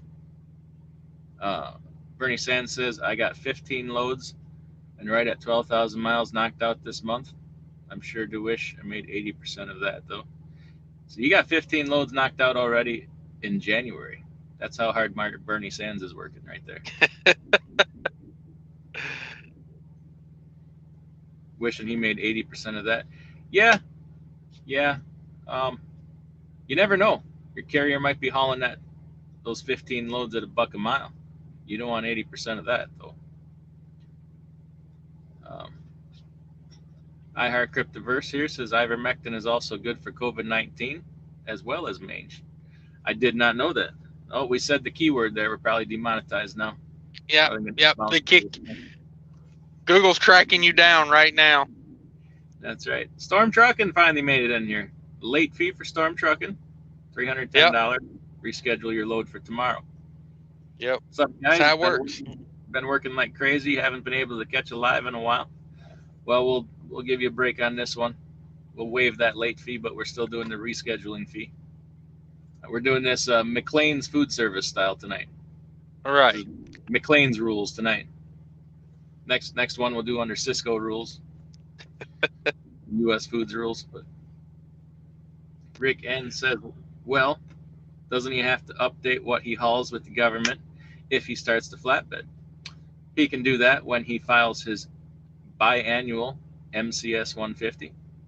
See, when you do that MCS 150, if you just check on there, general freight, you good.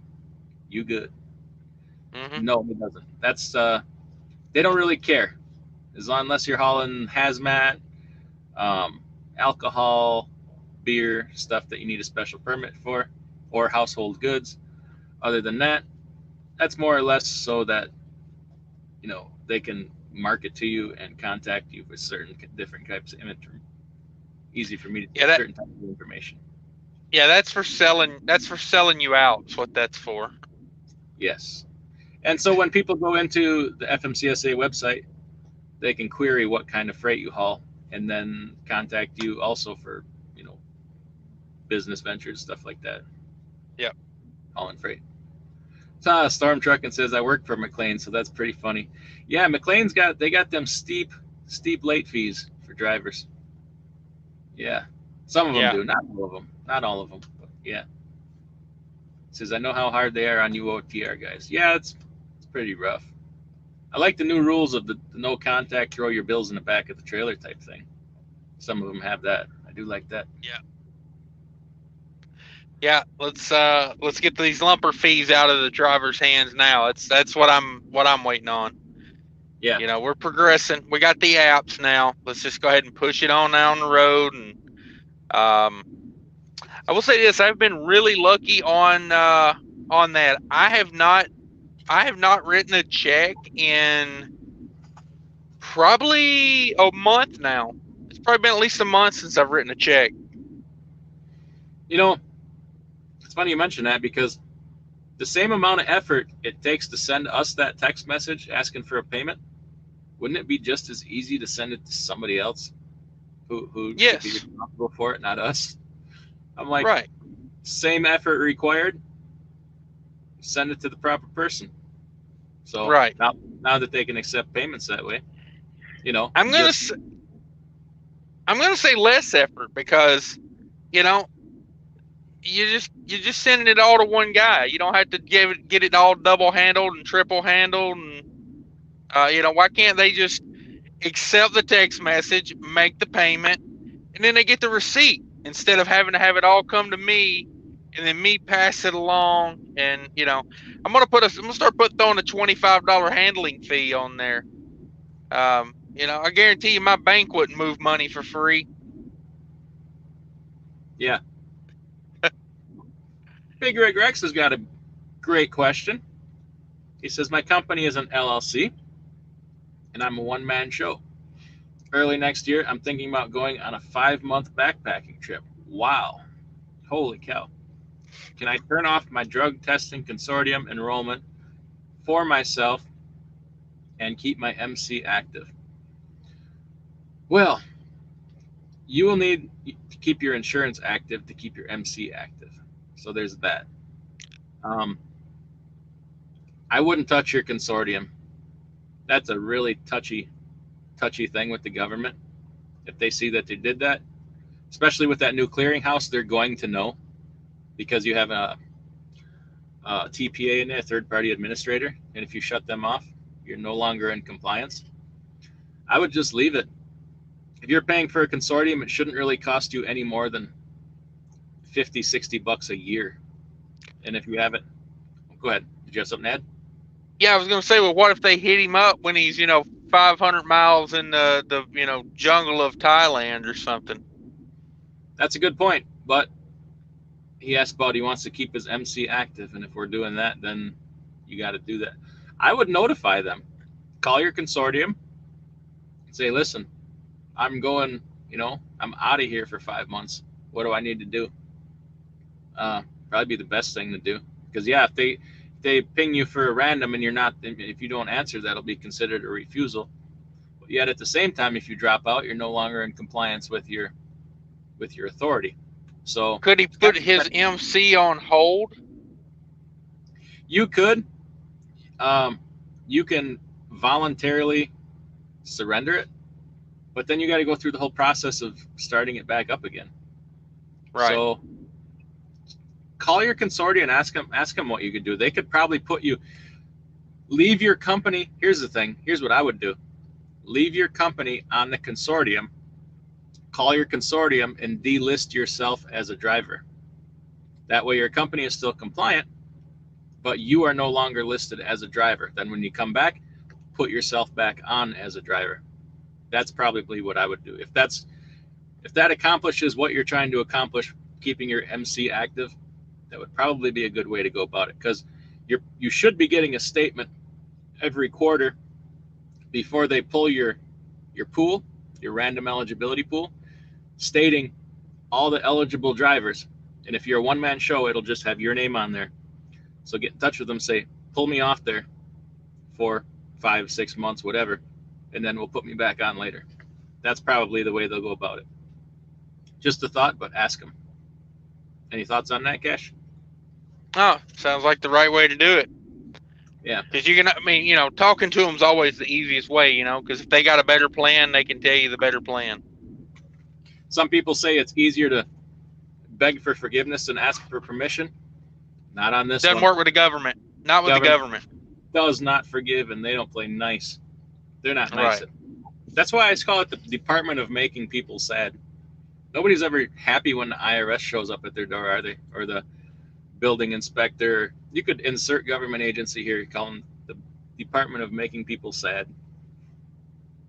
Alex Express in the house says, I'm ready for my $2,000 stimulus. Oh, Alex, he's been making videos on that stimulus money. Everybody check out Alex's videos on the stimulus money, and maybe he can help you figure out how to get yours. Mark M says, at Big Rig Rex, try and reason with the place you're signed on to. Tell them you'll be out of the country. I think he was saying, Mark, he's got his own authority, I think is what he's saying. So he's got nobody to reason with but himself in his consortium. Gasman with a $20 super chat. Thank you, sir. He's been a company driver for 20 years, just starting a chemical tanker job as an OTR dedicated lease purchase at 52 years old. 52 years young, I'm sorry. I'm excited and scared to death at the same time. Thoughts? 67%. I don't know what rates are for chemical tanker. Do you, Cash? Do you know what rates are? I don't have a clue. I would assume they're good because, a large percentage of deadhead, I would imagine, unless it's a big carrier where they're, inbound and outbound, something like that. Right. Lease purchase, just make sure that the truck is affordable. Don't overpay for a piece of equipment. In fact, ask them this. This will tell you a lot about the company. And you don't have to do it, but just ask them, can I come with my own truck? What happens if I bring my own truck instead of leasing one for you? from you. Right. And their answer will tell you a lot about the company. If they say, yeah, whatever, just bring it, then that would probably make me feel a lot better.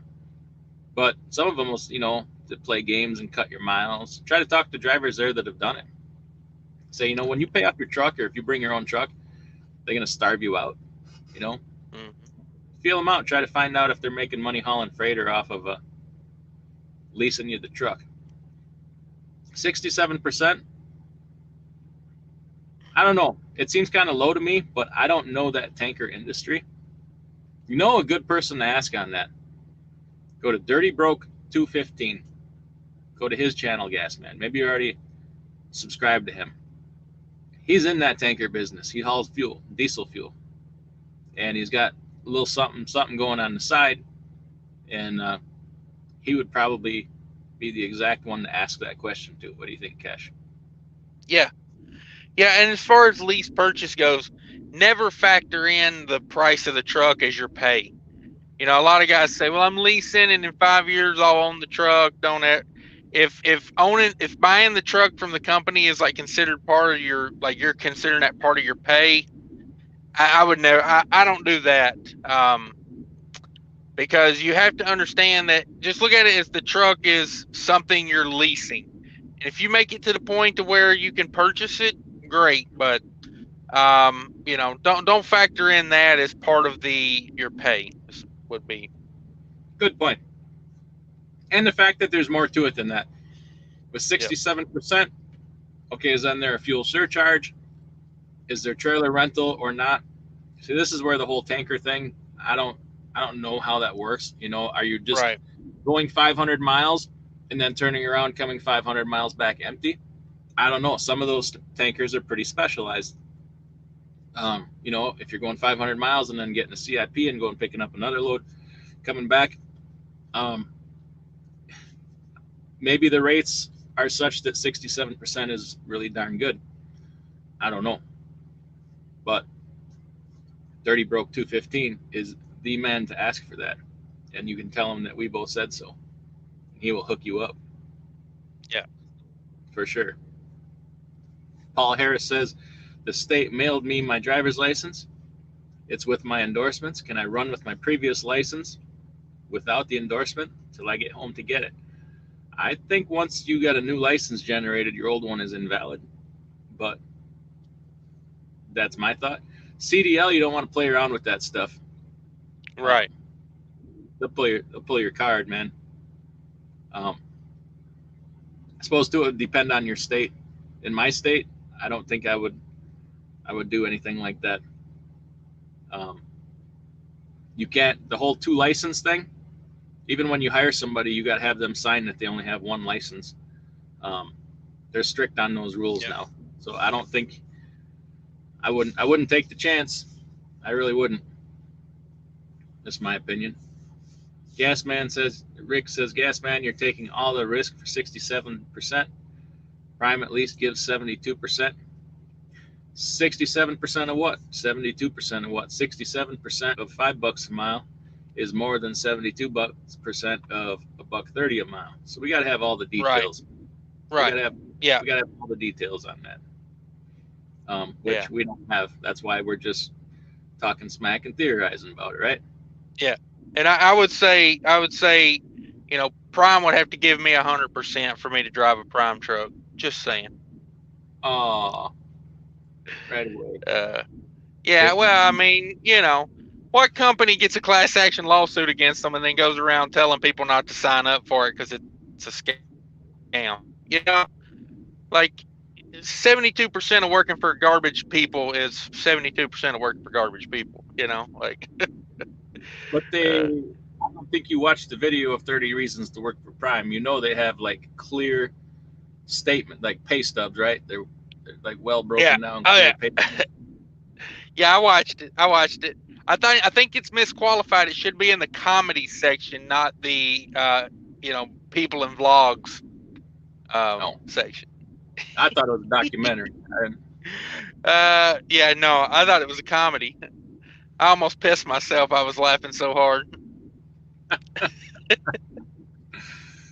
Yeah, the dent puller. Uh, I'll be listening while Storm Trucking says I'll be listening while driving. Guys, just figured I'd say hi. Stay safe. You stay safe, Storm Trucking. You're the man. Thanks for supporting both of us. We Yep. see you here all the time. Appreciate it. Uh-oh. I just had a broker jumping in on me. But Where you at? What's your temperature? that's they're wanting to know if I'm good for my midnight pickup tonight. I guarantee you, I am. They should be watching right now. Just know that I'm ready. Get, Tell them to come in here on this live and hit the like button. Yeah. So let me check. My pickup is at 23:59. That's midnight, right? 23. Yeah. Where Yeah. I come from, that's midnight. Yeah. Big Mike says when I billed for lumper fees, I would do a $20 fee cash. Oh, he would. Yeah, he would bill the broker a $20 fee for writing out a check. I know he. Yeah, the handling fee. Yeah, I know he got it taken care of a couple times too.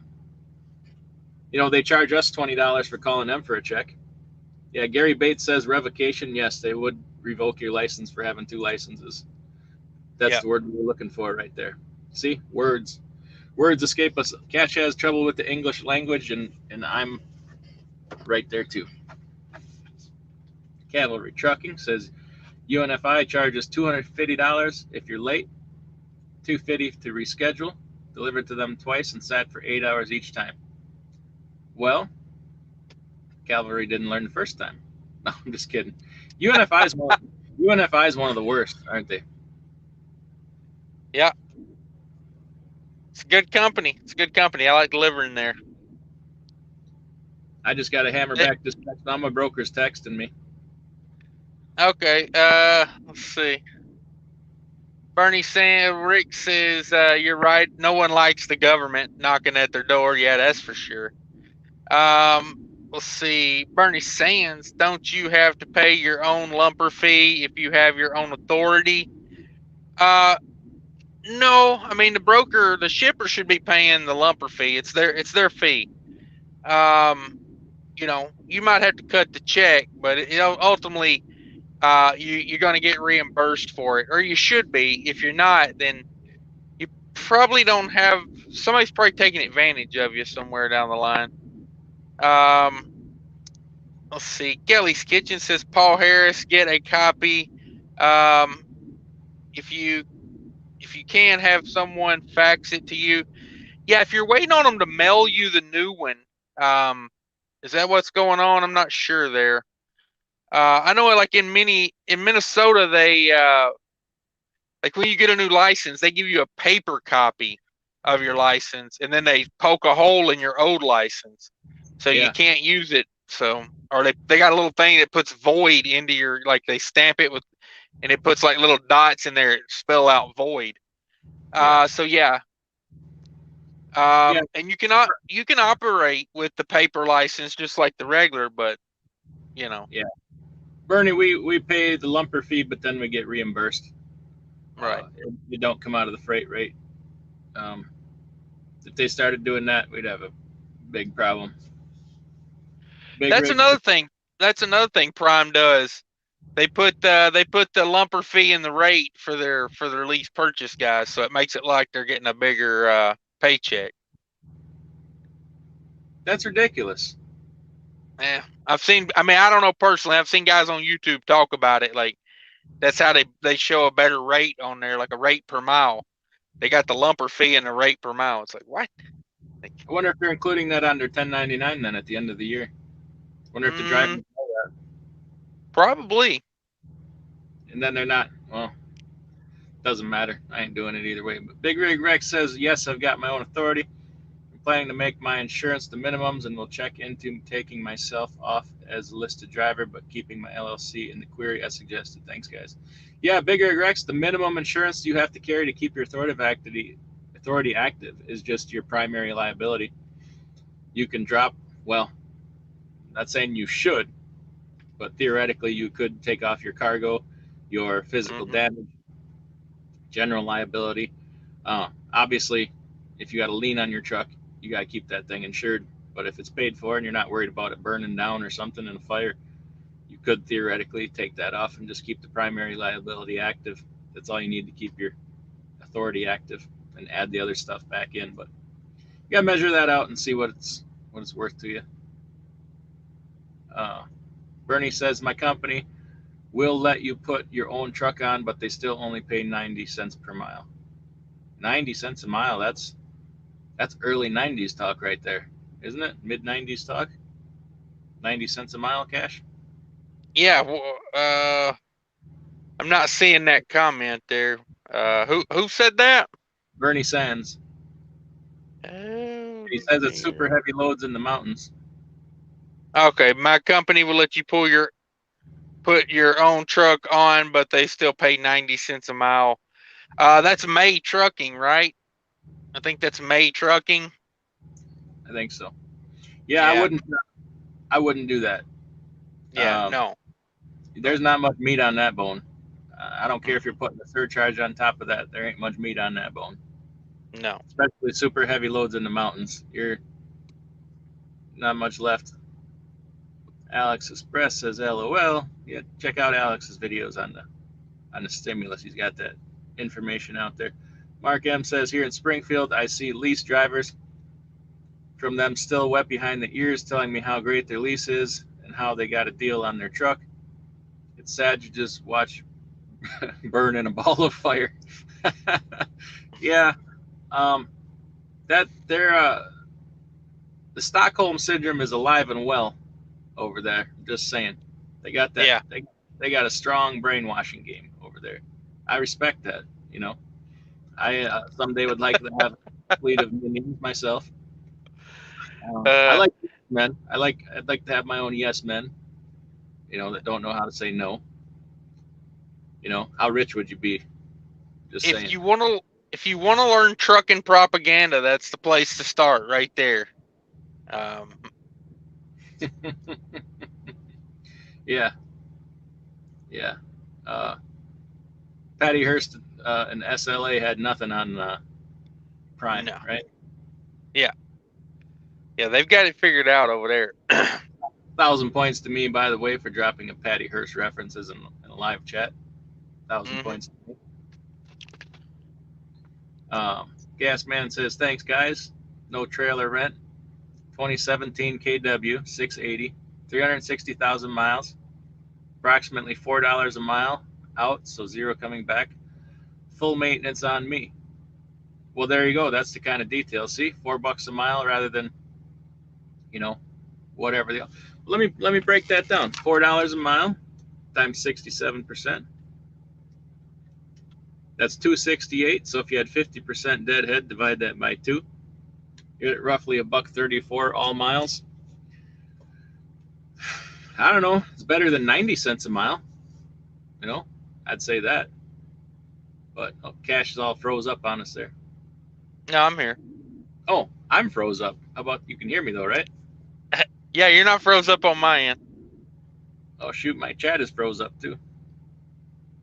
Hopefully it'll come back. But yeah, I don't know.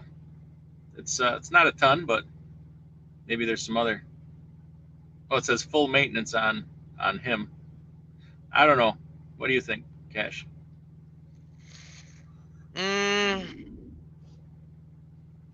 Yeah, I don't know. Fuel surcharge also. Yeah, is the fuel surcharge round trip, or is, I'm assuming that's only on the loaded miles. I mean, it's a dedicated run, so there's some benefit to that. Yeah. Depends. You're not gonna go broke doing that. I mean, it ain't the worst thing I've ever heard of. Can you still see me? Am I froze up, or can you still see me? No, you're good.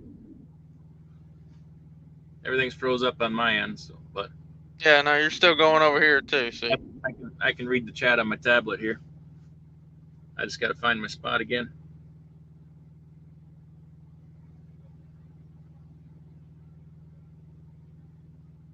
There we go. I Heart Cryptoverse says, "Oh crap! I didn't know about licenses. I have drivers in Eastern Europe. He's got a license in Eastern Europe and now in the USA. I guess I'll have to return to the EU. You can stay. We'll keep you here. We'll give you a bailout. and we got stimulus money for you. If you Right. go over to China, we can get you more of that stimulus money. Just saying. Uh, Mark M says I made the broker pay for it. If they try to push some kind of money code fee, I'll make it myself and put a $50 check fee on top of the invoice. I've only ever had that happen once and never again. Mark is hitting him with that $50 fee for doing a com check. I wonder if they paid it. You think they'd pay that, Cash? It depends on the broker. It depends on the broker, I guess. Yeah. Gas Man says the fuel surcharge on top of that also. Okay, well that helps. That makes a difference. Yeah, I mean, you're talking like, and plus 50% deadhead, so you should be getting pretty good fuel mileage coming back, empty. It's probably like $1.50-ish a mile with surcharge. Yeah, that's not bad. I mean, that's doable. There's a little money to be made there. I mean, Yeah. Yeah, you never know too where somebody lives. That might be the best deal, in their area. Some of them right. some of the Rocky Mountain states and New Mexico and southern Colorado and stuff. That's a pretty tough area to be in trucking. Yeah. You know. Big Rig Rex says I'm ashamed to admit I drank that prime Kool-Aid when I cut my teeth there. Hey, but you didn't stick around for it. That's the thing to be proud of. Big Rig Rex, did you have a YouTube channel when you were at Prime? Supplement that income. Yeah. Do they make you do that? Yeah. Yeah.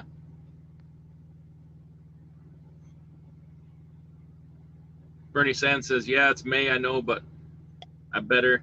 I was just saying, though, even though they'll let us use your own truck, they still screw you. Yeah, 90 cents a mile is pretty rough. I don't know how they get away with it, really. Yeah, that's one of those deals where they don't care if you lease on or not, but if you do, boy, they probably got a banner that drops down in the office and streamers that pop out, and it probably turns into a party in there if they get somebody to sign up for that. Yeah. I would think that's probably like a 50-50 split they're doing there. Say they get $1.80 a mile. Sounds about right. But you know what? They're a big carrier, so they're probably getting better rates in them states. But Idaho, Montana, Utah, Colorado, New Mexico. That's some tough freight areas, man, and that's their wheelhouse. Yeah, it's a lot of deadhead out there. Oh, Mark M says he had to pay the broker once for a com check, and he'd charged him $50. Now, if a broker tries doing that, I slap on a big fee and they send over the money code for free, no questions asked. Good, that's the way it ought to be. It's their customer. It's their customer. It's their freight. I don't see the reason to have to pay for that. But, shame on me for not falling in line. Yeah. But, yeah. What time is it here? 10:30? Yeah. Yeah, I'm about to wrap it up. I'm losing steam here. My caffeine pills are wearing off. You got that bucket of caffeine pills you sent me. I clicked on that link for Amazon, and apparently them caffeine pills they're gone. They said they got no more. So I'm thinking you bought them all. Oh, okay. Yeah, I get them by the gross case. Like you buy the caffeine pills like you buy your fireworks. Yep, illegally off the internet. Yeah, my screen still froze up here, so I can't even see nothing. So, yeah, we'll wrap it up there. Thanks everybody for coming in tonight. Check out Cash is King Trucking channel. Subscribe over there. Subscribe to all the channels that were in the chat here tonight. Alex Express, Vic Med was in here. Dirty Broke 215, Kelly's Kitchen. Who else do we have in here? I miss. Oh, BOC was in here tonight. Yep. Check that out. I don't think I missed anybody. Anything else you want to plug before we go? What's your MUDFLAP code? MUDFLAP is everybody check out MUDFLAP. In the description of any of my videos, there's a link to MUDFLAP. Just click on that. Go to any of my videos that I've put out in the past, probably 3 to 6 months. Description in the video description will be MUDFLAP link. Just click that link, take you right to the promo code setup. That's the easiest way to do it. Yeah, thanks everybody for coming in tonight. We should do this more often. We'll alternate channels and that. We get some good Yep. people in the chats, man. Thanks for the super chats. That's very kind of everybody. Yeah, you loaded up today on super chats. That's the way it ought to be. I feel like a big channel. I feel like I got 50,000 subscribers. See, I manipulate my number on the screen there. It says 3,800, but really I'm sitting at about 15,000. I don't want, Oh, okay. I don't want to have a big head about it. So Yeah, I'm gonna hide mine if it ever gets big. That way I can, continue to act like an idiot and people think it fits. there you go. There you go. All right. Well, you take care. Everybody take care out there tonight, and Yeah, thanks everybody. we'll see you next time.